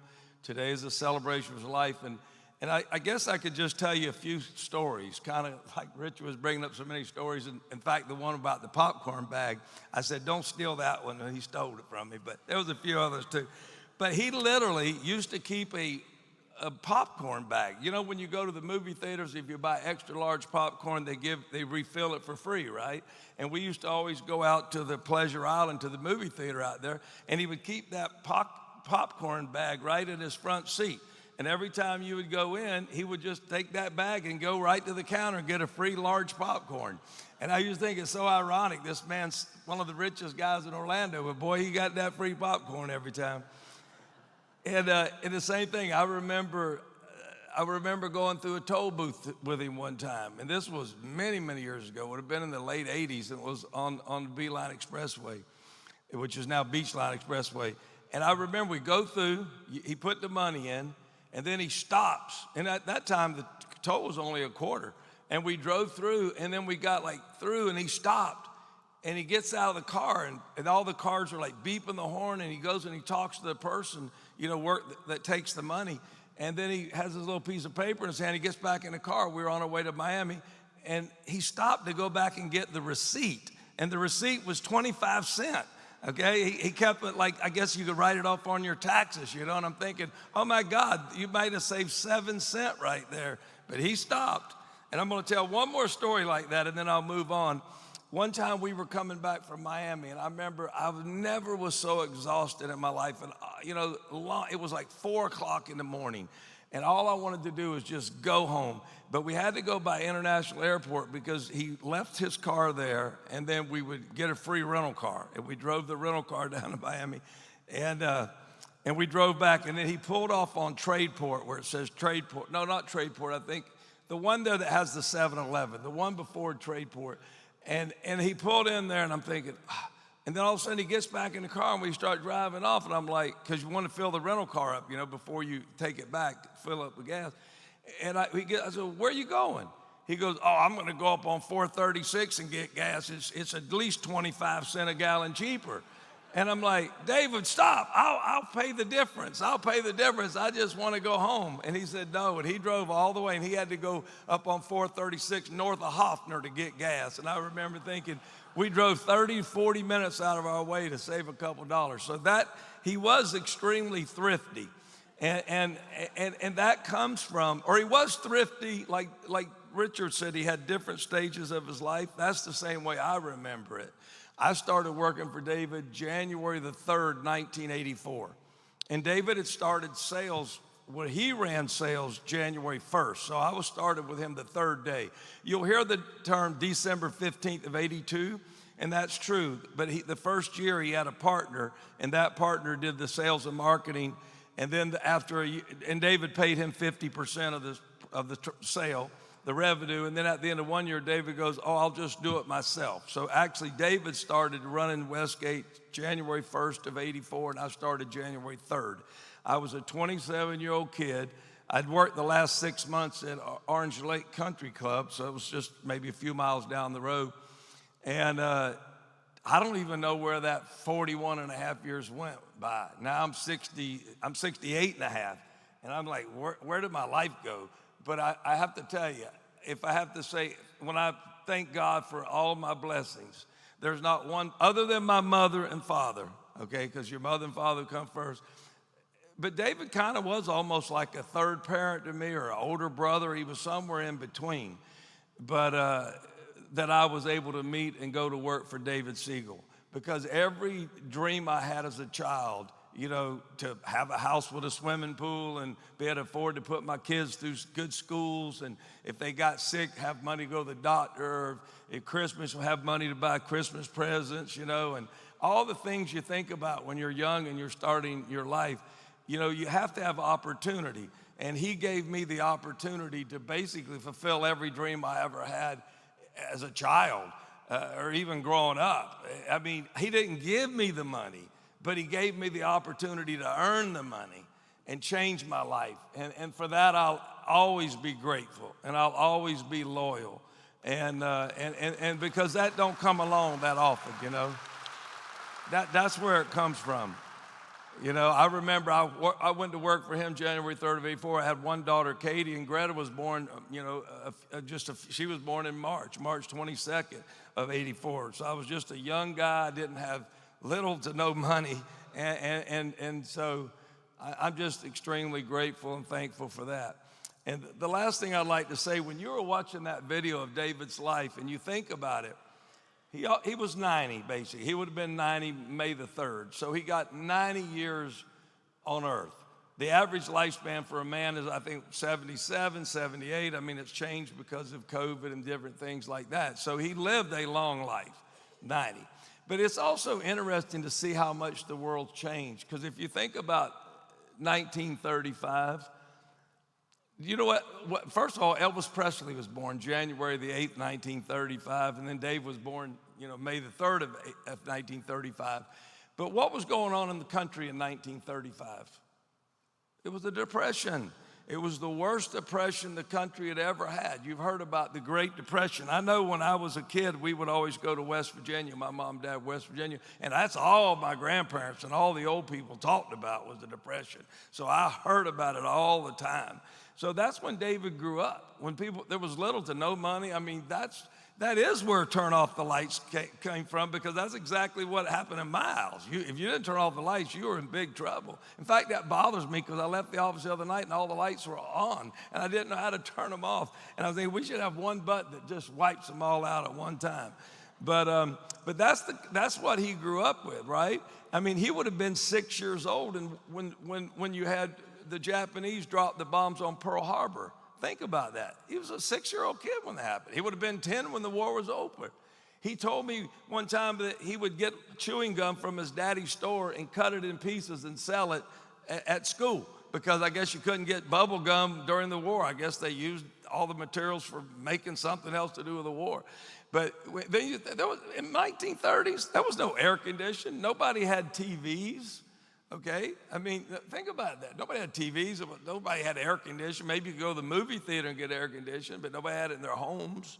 Okay, and so you think about how everything's changed, and it's just mind-boggling. But I'm going to leave it at that and end it with that. But I would just say this, and one other thing: no matter how good you did, David never told you.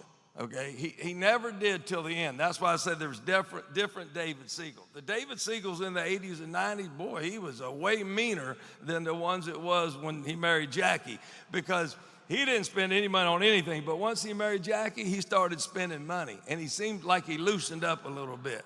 He got nicer. I mean, he did. I mean, for the ones that have been Westgate 40 years, y'all know what I'm talking about. And so there is different Davids, and David's right. I never remembered It's a Wonderful Life being David's favorite movie. It was always Giant, okay? So that did change. You were right, okay? And that's why I kept thinking, why is it not Giant? I always heard Giant, but that happened with the new family, right? So David changed, you know, just like we all do. We all change. But I'll tell you this. it gave me great comfort, and I mean really great comfort, to tell you that when David passed away to go to the other side, he saw I feel that he was completely happy. I know he might not have been happy that last 6 months because it was more of a struggle with his health, but the first 3 or 4 years, I would leave out of his house thinking, wow, he's happy. Because it finally had a reason why he didn't have to get up and go work 18-hour days. He was in that chair. It seemed like he bonded with his children a lot more. He had all this time. I don't know, he just was happy. And then to go all the way to the end and get a call from Donald Trump 11 days before you pass away. And I'm gonna tell you something, I don't like a lot of things about Donald Trump, but I admire him the fact that at 8 o'clock in the morning, with everything going on in the world, he would take 20 minutes out of his day or start his day to call David Siegel. Now that's pretty doggone strong. And then that was on Tuesday, and then the next day, Wednesday, there's a timeshare conference every year, which is all the timeshare developers lobbying group, and we've been going to him ever since I worked for him. And he won the leadership award, which is a very big award they give. So, I'm sorry? A Lifetime Achievement Award, for what he contributed to the timeshare industry. So, and then there's one last thing, and I'm gonna say it at this. About 6 weeks before, I'm guessing 6 or 8 weeks before he passed, I went over there, and he was very happy. And he told me, he said, yesterday I don't remember if it was yesterday or the 2 days earlier, he went over to the house with David and Daniel and Jackie, and I'm not sure who all went, but I know David and Daniel have been heading up getting the house built. And he said things I never heard him say before. Because like I said, he didn't tell you did good, because if he told you did good, I think he was worried you'd come ask for a raise. I really do. I don't know what it was, but he never told you did a good job. And if you were closing 10%, why can't you close 20%? Maggie McKinney closes 20%. Everybody should close 20%.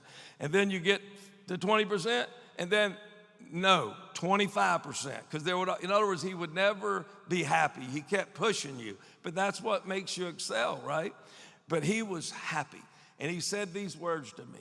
He said, I'm so proud of my boys. I'm so proud of what they did. He goes, I didn't see one thing in that house I would have done anything different. And it's basically almost done. I mean, they're getting it. So he saw the house. And he smiled. And I couldn't believe it. I'm like, oh my God, he's complimenting them. And because that's just not what he does. And then he said something about Debbie. He was so happy that she was in New York and had a job with a big successful company, Highgate. He was very happy that Drew was with Grant Thornton. So he was very happy. Our company had some issues a couple of years ago, last year. We worked through those, so he was happy. So I can tell you, David Siegel left this world happy. And that's all that you could ask for. That's all you could ask for. So I'll let Richard bring up the next person. But the last thing is David Siegel gave you opportunity. He didn't give people free stuff. He gave them opportunity to earn it. And that I will always be grateful. So thank you, David. I love you. And I love everything you've done for so many people. Thank you.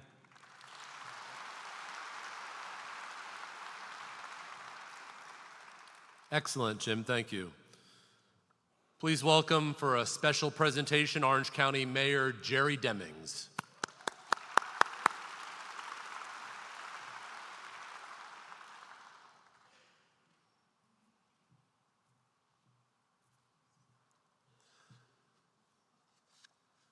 Good evening to all of you. I'm very privileged to be here today to honor a great man. I get to speak today on behalf of the 1.5 million people who call Orange County home. Can't repeat all that has been said at this point, so let me do my best to try to put an exclamation point on what has been said. The real question before all of us that's here today is, what manner of a man is it whose life matters to others? I will suggest to you that it is a man who has served his nation in the United States Armed Forces. I would suggest to you that it is a man who has served his state, his community, as a businessman, someone who has made the difference in the lives of countless employees, the Westgate family that's here. I'm going to suggest to you that it is a man that has served his family, a man that raised 13 children. What a man. I want to even suggest to you that it's a man that has served Almighty God by working to save lives by making naloxone available to so many.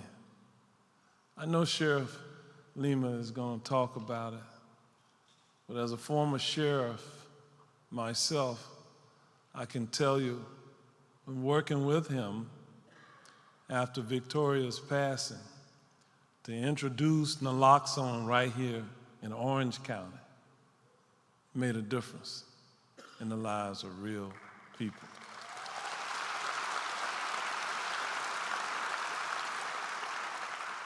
A lot has already been said. So I do have a resolution that has been prepared, and I'll take the time to just briefly read the resolution that I have the privilege of presenting as Orange County Mayor. It reads, whereas David Allen Siegel, the founder and executive chairman of Westgate Resorts, was born in Chicago and grew up in humble beginnings in Florida, where he attended Miami Senior High School and the University of Miami.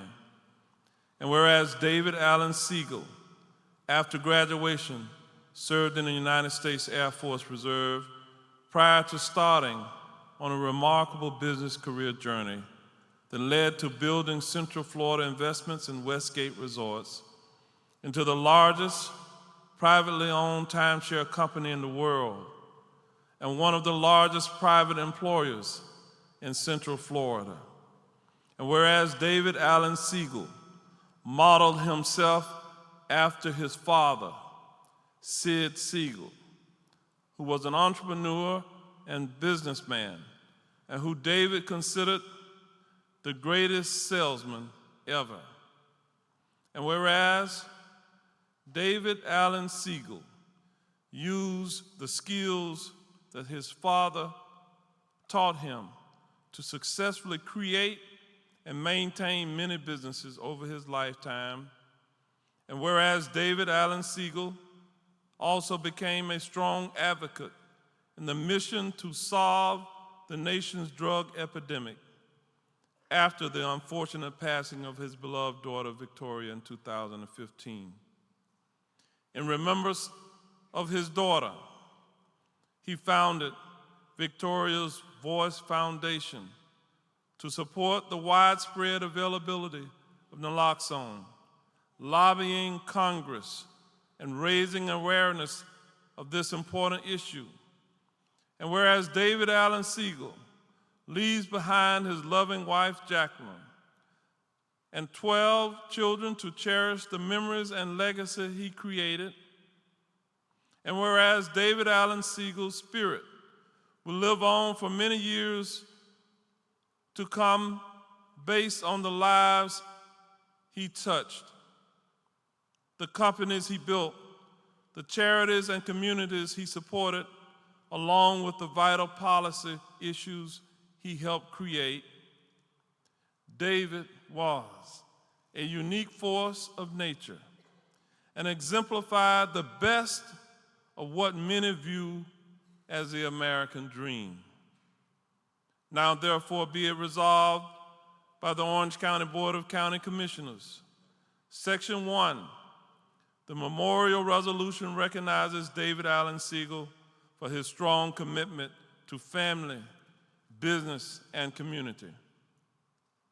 And Section 2, This resolution is presented to the family of David Allen Siegel as a testimonial of the esteem in which he was held by the Orange County Board of County Commissioners and all residents of Orange County, Florida, done and ordered this 11th day of 2025, signed, yours truly. God bless the family.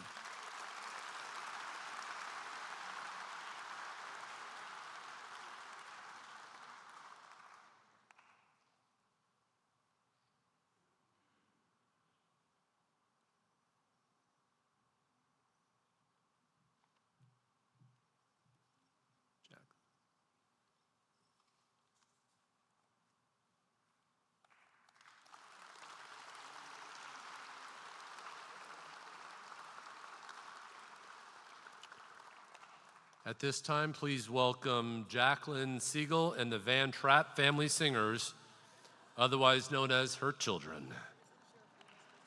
Oh, yeah. Yes, you're first. I got him. Yep, I got him. First, please welcome Seminole County Sheriff Dennis Lima.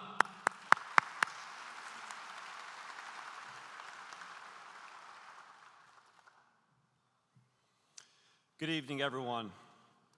As we come together at this moment of deep sadness, I stand before you with a heavy heart, but also honored to honor the life of an extraordinary man, somebody who we love dearly, David Siegel. While many knew David as a successful businessman, what stood out most to me and so many of us in public safety was the man behind the success. In 2015, as you know, after the heartbreaking and tragic loss of David and Jackie's daughter, Victoria, to an overdose, David turned unimaginable tragedy into a mission to save lives. He didn't just speak about change, he led it.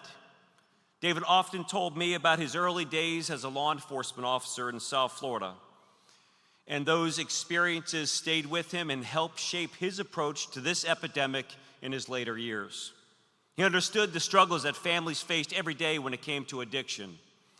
That background gave him a unique and heartfelt perspective on this.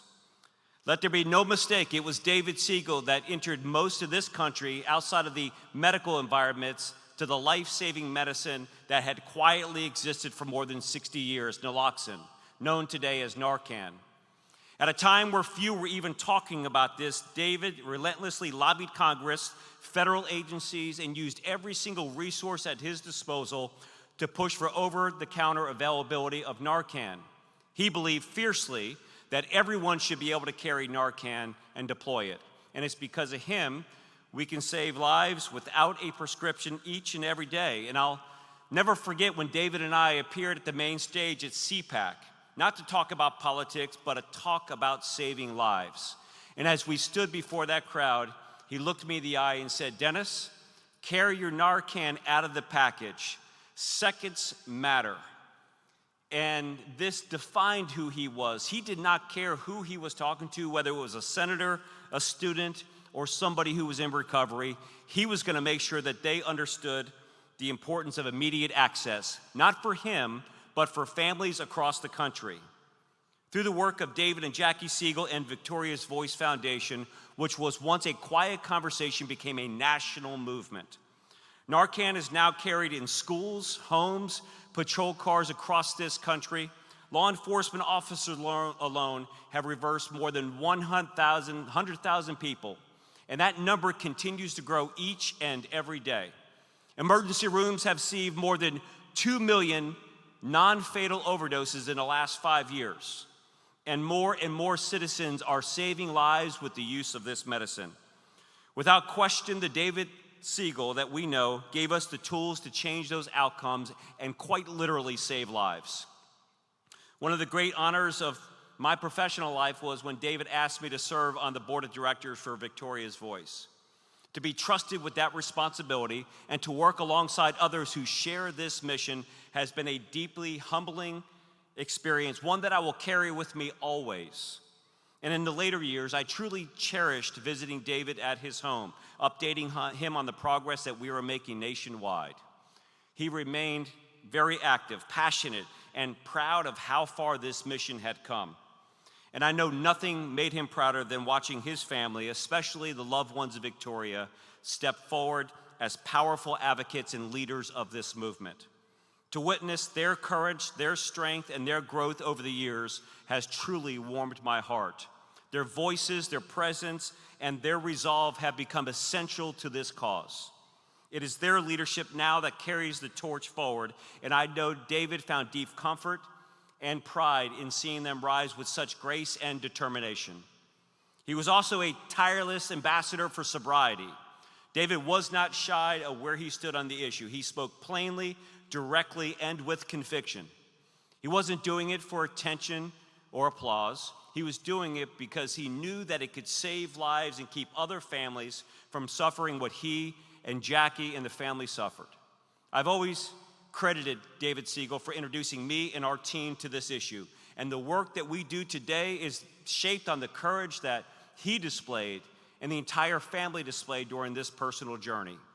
And one of the proudest moments in my career was seeing June 6th designated as Revive Awareness Day in the state of Florida, commonly referred to as Victoria's Law. It was signed at the Seminole County Sheriff's Office by Governor Ron DeSantis, with David, Jackie, and the Siegel family present for that event. We also have the National Naloxone Awareness Day that was resolved by Congress for the same day. And these moments are powerful for us, and it's a reflection of the lives that we're saving each and every day. A few years ago, I had the honor of making David an honorary deputy sheriff with us, and I don't believe many people knew about that. And this recognition wasn't given because of his wealth or status, but because of the advocacy that he championed and the lives that he helped saved, and the values he so passionately stood for. He will always be one of us. So today, let's remember David Siegel not just for what he achieved, but for the heart, the courage, and the conviction that drove him forward. Let's honor his legacy by continuing the work that he started, by speaking out, by saving lives, and standing with families who are still struggling. Rest easy, David. You made such a difference, and you will never be forgotten. We will carry on forward the mission that you began, continue the fight you so passionately led, and save lives in your name each and every day. Thank you all for honoring him with this honor.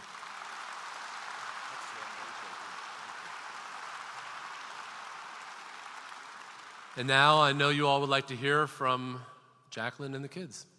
Come on up.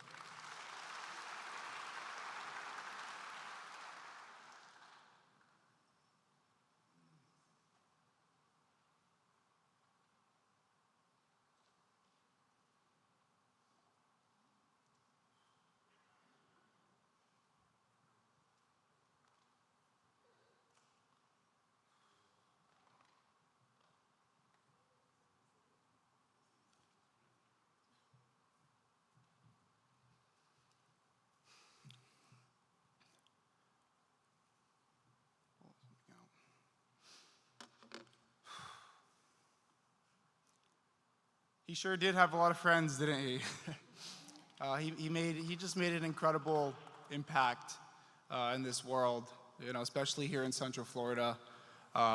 It's really, it's difficult to stand here and talk about him, but today's about celebrating his life. And, I told myself I wouldn't get emotional here, so, pardon me if I do. But at work, he was a CEO. At home, he was a dad. And the lessons that he taught us, we're never going to forget. The strength, every challenge that he had to face, he overcame. But one thing that really stood out to me and all of us was how much he cared for people. How much he cared for everyone sitting in this room, how much he cared for his family, and how much he cared for everyone that walked through Westgate's doors. He really just wanted to make people's lives better. That was one of his main missions. And one of my main missions in my life is going to be continuing his legacy. Not that I have to, but because I want to. Waking up every morning, all I want to do in my day is just make him proud. And I'm going to strive every single day to do that.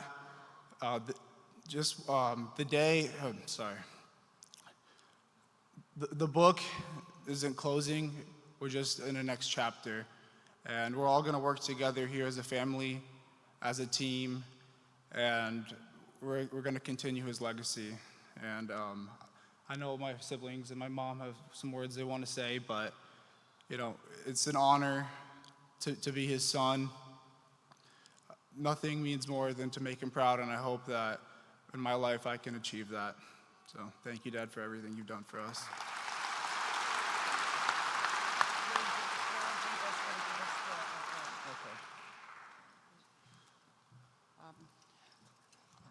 We're inviting Karen Diebel up here. She is a long-term friend of David Siegel, and she has a very special gift for the Siegel family.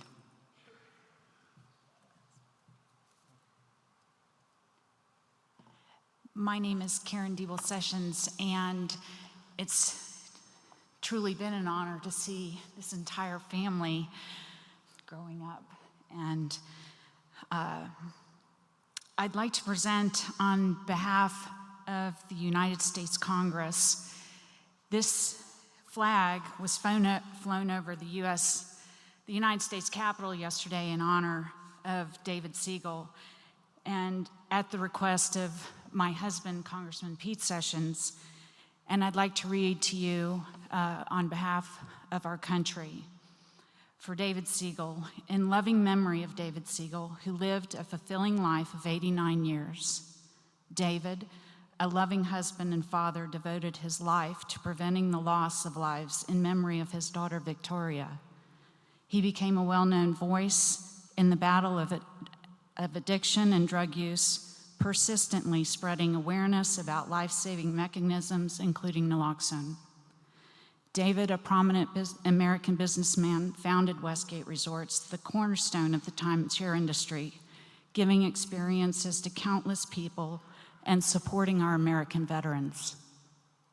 Our country is grateful for his service and his life. Our hearts and prayers are with his wife, Jacqueline, and their entire family. May God bring you comfort during this time and love. We honor David Siegel, a hero of our country.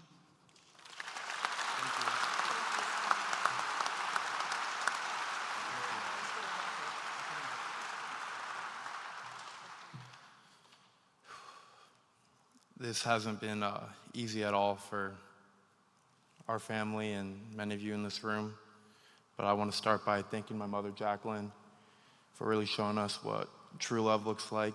She spent 5 years sleeping in hospitals, in and out, ambulances coming to the house at 3 a.m., and the medical team that we had. We had Nicole Smith and Lubna, who worked around the clock, checking his vitals in the middle of the night, just to, provide a little bit extra time that we got out of him. It was about beginning of November, and we saw a major decline in his health. He was very lethargic. He couldn't hardly move or talk, and all the medical professionals told us we had maybe a couple weeks, if we're lucky. If he gets to Thanksgiving, it'll be a miracle. And knowing my dad, he just never gave up.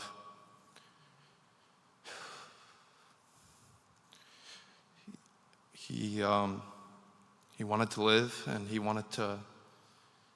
still had plans for the future, even though he was told he only had a couple days left. And he kept fighting and fighting and fighting, and he never gave up. And he loved this country.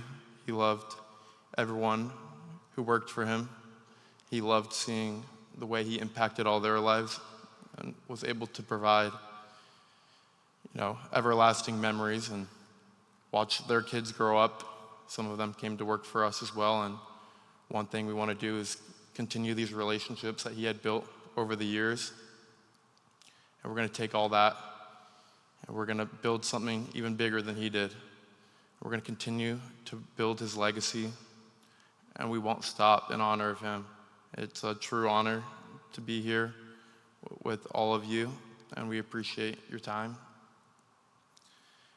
And we're going to make you very proud, Dad. We're going to make you very proud.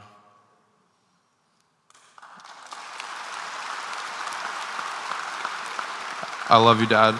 Till we meet again.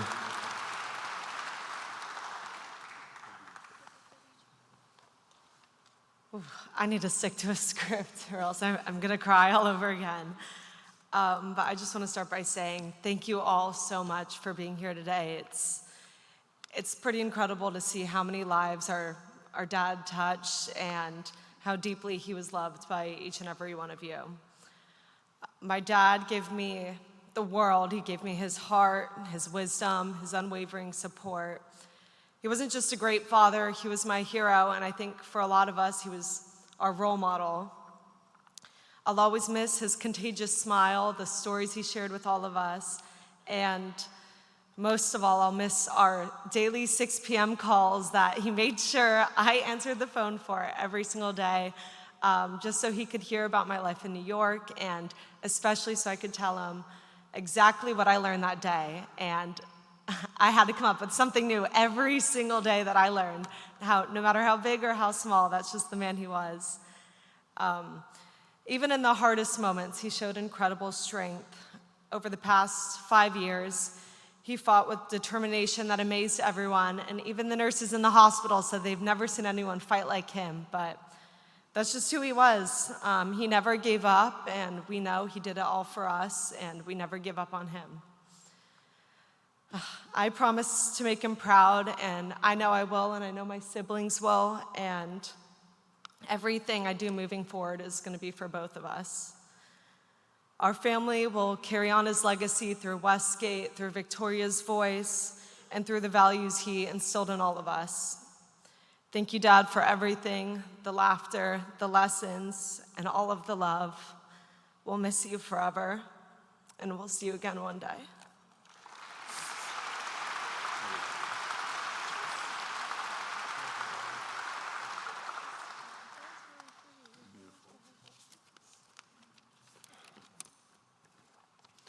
Hi, everyone. Thank you for being here to celebrate the incredible life that I'm glad you all got to see, and the life of our dad. He was a role model, a leader, and a friend to so many.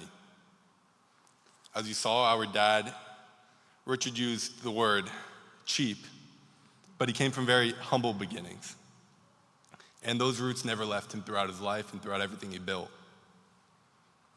At work, he would wear the same few shirts, the same shoes, even though we tried to buy him nicer shoes plenty of times, probably still in his closet, and the same rental car. He never cared about his appearances, he cared about people. When asked about his greatest accomplishments, he never talked about his wealth or his success. He talked about you, his employees, the owners, and the thousands of lives that he's saving through the Victoria's Voice Foundation. He believed in and lived for people. He showed us how to lead with humility, love, purpose, and courage. And while nothing will ever replace him, I feel incredibly blessed to carry on his values. We came much later in his life, and we don't have many of the stories others have to tell. But we have a part of him. We have his values and his spirit that continues to live on through me and through my amazing family that he blessed me with, because I couldn't be able to get through any of this without them. So with my incredible, beautiful family by my side, we'll continue building what he started and honor him. Not through words, but through our actions. I appreciate you all for being part of this journey, and I thank you for helping us carry on his legacy. Dad, we love you forever. We'll make you proud. Thank you all.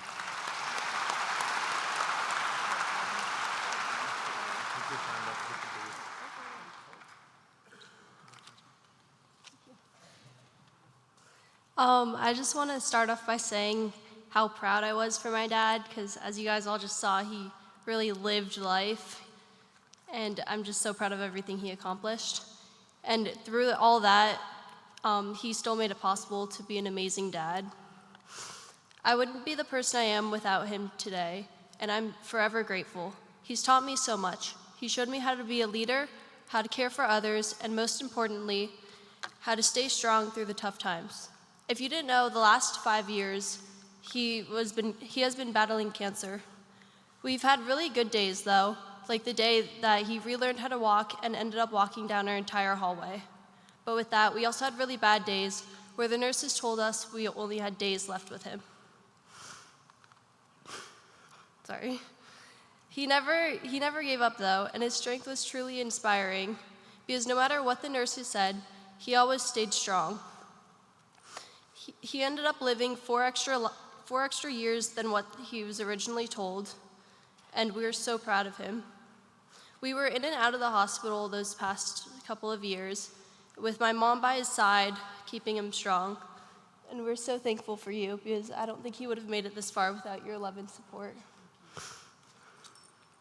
My dad was the head of our family, and moving on without him seems impossible.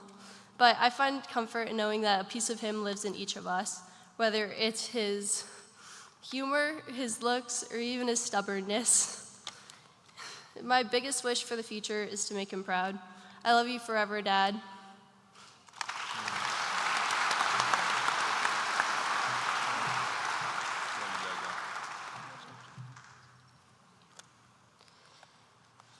Before I begin, I'd like to introduce myself. My name is Jordan Siegel. I'm David Siegel's youngest. They're already making fun of me. I'm David Siegel's youngest daughter. I'd also like to add I'm his favorite daughter, but we all know who that is. And please bear with me as you guys all look pretty intimidating. My dad always liked to put us on the spot, and here I am. So I really hope you guys enjoyed hearing stories about my dad and learned about the person that I can proudly call my father. And I also want to thank my brother Richard for sharing his stories. Though Richard talks a lot, we know that, his stories I could sit for forever. I spent this week hearing stories and reconnecting with old family members. You know the jokes where people make when their relatives go, I remember when you were this tall, and you're like, who is this? Yeah, that sums up my week, but boy, did they have stories to tell. I've learned so much about my dad that I didn't even know. I love you more is how our conversations always ended. It was always a competition of who loved each other more. He always gave my family and I unconditional reassurance of how much he loved us. I just want to start off by thanking everyone for being here. It means so much to my family. Looking around, I see so many faces that were truly touched by my father. He was a man who wore many hats. He was a devoted husband, a trusting friend, and a man with a passion. To know my dad is to be loved by him and impacted by him. Losing him at 18 is accepting that he'll never get to watch me graduate, walk me down the aisle, and meet my future kids. But truly, I wouldn't trade that for anything because I was given the privilege to have him as my father. I was given the privilege to learn from him. I was given the privilege to hear his lifelong stories, and I was given the greatest gift, which is my family. Something I value about my dad is the way he can enter someone's life and leave them a better person than they were before meeting him. I couldn't be more thankful enough to call him my father. My father has lived a very long life with many accomplishments, many highs, and many lows, and has guided me on how to handle those low challenges that I'll now face without him. Every moment I live, a part of him will be with me as I go through them, his determination, his strength, and his unconditional care for others. He was so strong and fought for everyone in this room, but he deserves to feel this peace as his legacy will always be remembered, honored, and carried on. I read a line from a book that says, see wholeness rather than the good and bad of a situation. I would never be the person I am today without him, and I thank him and will thank him every day for that. I would choose my dad to be my dad in every lifetime again and again. I deeply aspire to be my dad, and that is the wholeness of it all. My dad is no longer here, but at the same time, he will always be here. And I know my sister Victoria, my brother Steve, my aunt Jessie, my dad's brother Norm, his parents, are all making him feel welcome and comforted. But honestly, he's probably up there turning the AC up and the lights off, so good luck to them. Thank you, everyone.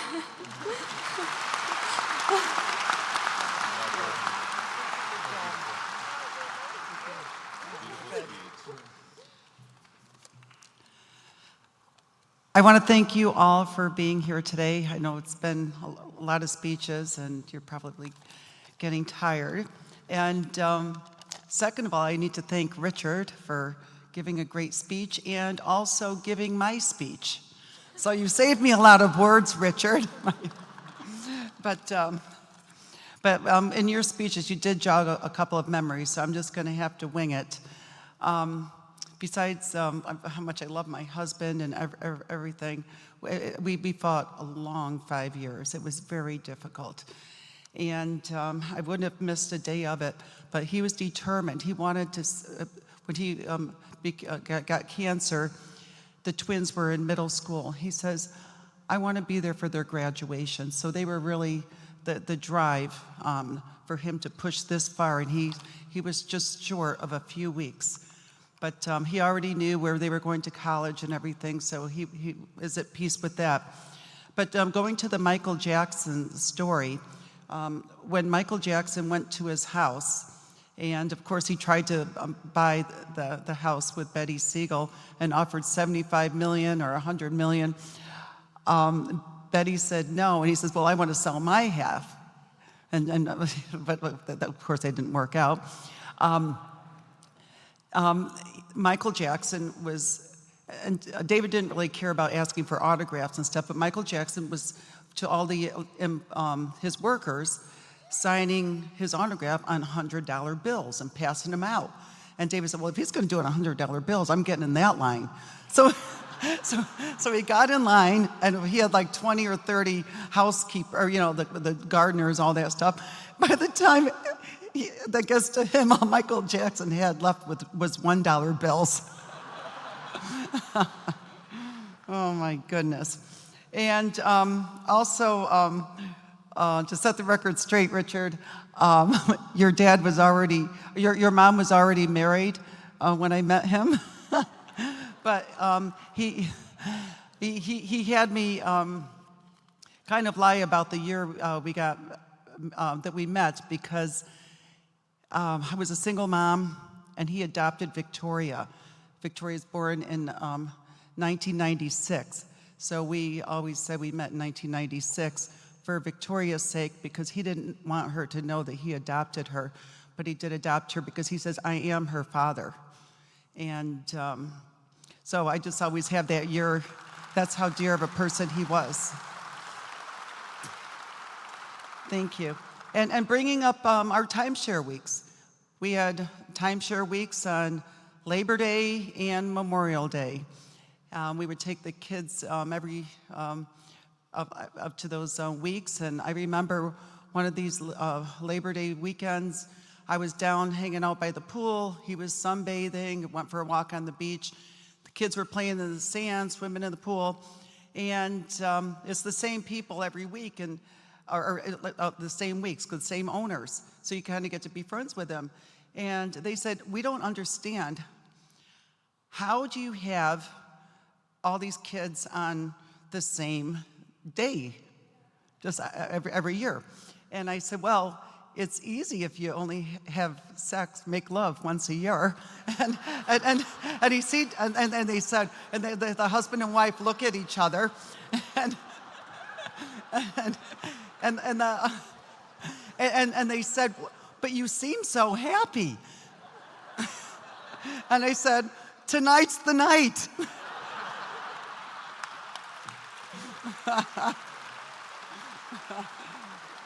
Then, of course, 9 months later, I'd show up with another newborn in my arms on Memorial Day. I got pregnant on Labor Day. That makes no sense. You should be giving birth on Labor Day, but it didn't work out that way. And but one thing, my husband, well, we've evolved. We've grown up a lot. He was very devastated when we lost Victoria. The drug epidemic has now hit our family 3 times in our family. Started with, Victoria, my niece Jonquil, her mother passed away of a heroin overdose, and Jonquil's in the front row, so we inherited Jonquil. And just a few days ago, my beloved sister, Jessica Mallory, died of a fentanyl overdose, and Hannah Henry, her only daughter, is in the front row. And I said, well, you know, I'm at my age, I'm almost 60 years old. I'm getting more children. You know, I'm the new mom. So, and I love every moment of it, by the way. But and a lot of people they get tragedy in their family, and they don't want to believe, or they say, how do you believe in God when a child is taken away from you, or this loved one, and the thing is, God has there's a reason for everything, and with all of the pain that He's given me, I mean, no, that's happened in my life, gave me the strength and the wherewithal to fight, to save lives, to really make a difference in this world. Because if it wasn't for these tragedies, I may just be hanging out on the beach at the Cocoa Beach Pier or something, you know, like and just partying. But now I turn my pain into purpose. And, you know, thank you. And my fight, well, also, I want to say something on behalf of Jessica Mallory, my sister, who last night and this morning, she saved 7 people's lives. We donated her heart, her lungs, all of the critical organs. Thank you, Mom. And I'm sorry, Mom and Dad, for your loss, too. And David would be very proud of that. But my whole mission now is just to carry on David's legacy. And I feel like the double tragedy this week has given me more of an inspiration and the drive and the fight. And I tell you, with the Broadway show coming out, where the fame that's going to come with that is going to give me even a stronger voice. And they do feature Victoria's voice in the Broadway show. And what's kind of strange is when I think I'm going to feel like David's and my daughter Victoria are immortal, because I'm going to see them on stage, and it's going to just carry on. And I'm just thankful, and you just wait and see. I'm going to make Victoria's voice so famous. Thank you. And thank you. And one more thing, just to kind of close everything here. Did everyone receive a bell? Okay, I'm going to tell you the story behind the bell. Richard was kind enough to not give my entire speech out earlier. So in the show It's a Wonderful Life, we would watch It's a Wonderful Life every Christmas. We would have pajama night, popcorn evening with the kids. And it really made my husband realize how all of us touch so many lives that we don't realize it. And actually, when you realize how many lives someone touches, actually at a funeral, because you think, wow, I didn't know this person knew that many people. And so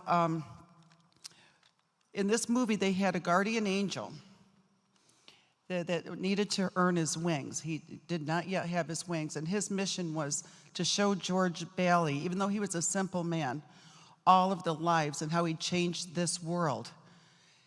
And for him to get his wings, he had to help George Bailey realize this, and he did realize it.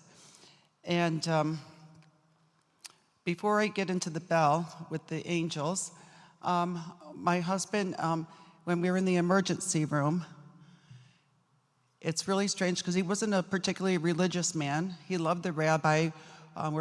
He donated a lot of money to the synagogue that he's going to have naming rights on Sand Lake. We haven't announced that yet, but I guess it's announced now. But and he opened his eyes and he whispered, and he was going back and forth. And he said, "I saw the Messiah." And he said, I love God. I want to be with God. Yes. Yes. And then he said, who are all those people behind you? And I looked back, I said, David, it's just me. But he saw the angels. He saw Siegel, Victoria, like he saw all of the angels coming to get him. So one of the most touching moments in this movie, and everyone get your bells out. At the very end, whenever a bell rings, that means an angel gets his wings. So right now, I want you all to participate to give my husband his angel wings. On the count of 3. 1, 2, 3. We love you, honey. We love you. Thank you. We got our guardian angel now. Thank you. Thank you.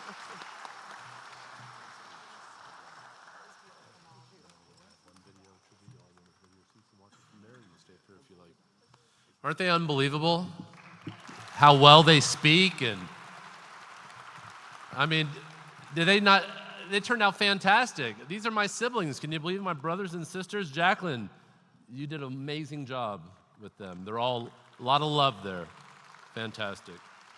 It's been an incredible, wonderful celebration, and we're going to conclude with a video of his favorite song, The Impossible Dream. And I want you to listen to the words of this song.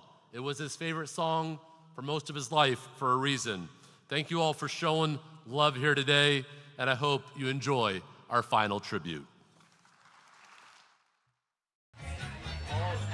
All these presents, I gotta carry them home. Oh my goodness. All that work on my birthday.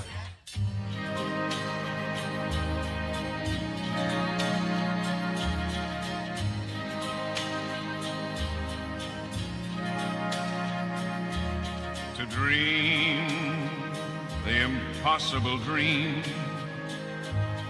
to fight the unbeatable foe, to bear with unbearable sorrow, to run where the brave dare not go, to right the unrightable wrong, love pure and chaste from afar, to try when your arms are too weary, to reach the unreachable star.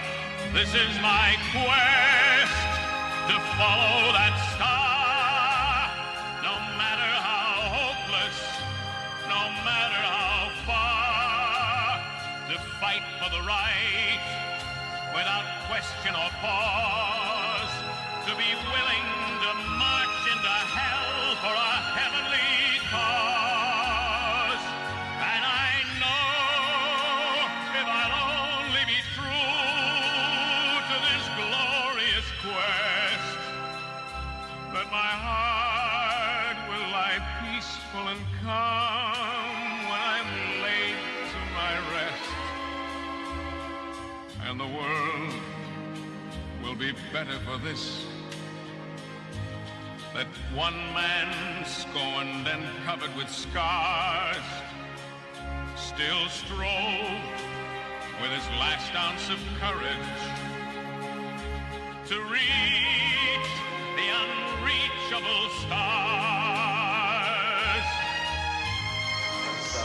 I've been blessed tonight. I've been blessed by everyone in the room that has come here. We're honored by your presence. Oh, I'm out here looking at our newest resort.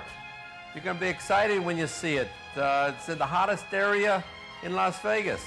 Get a good education.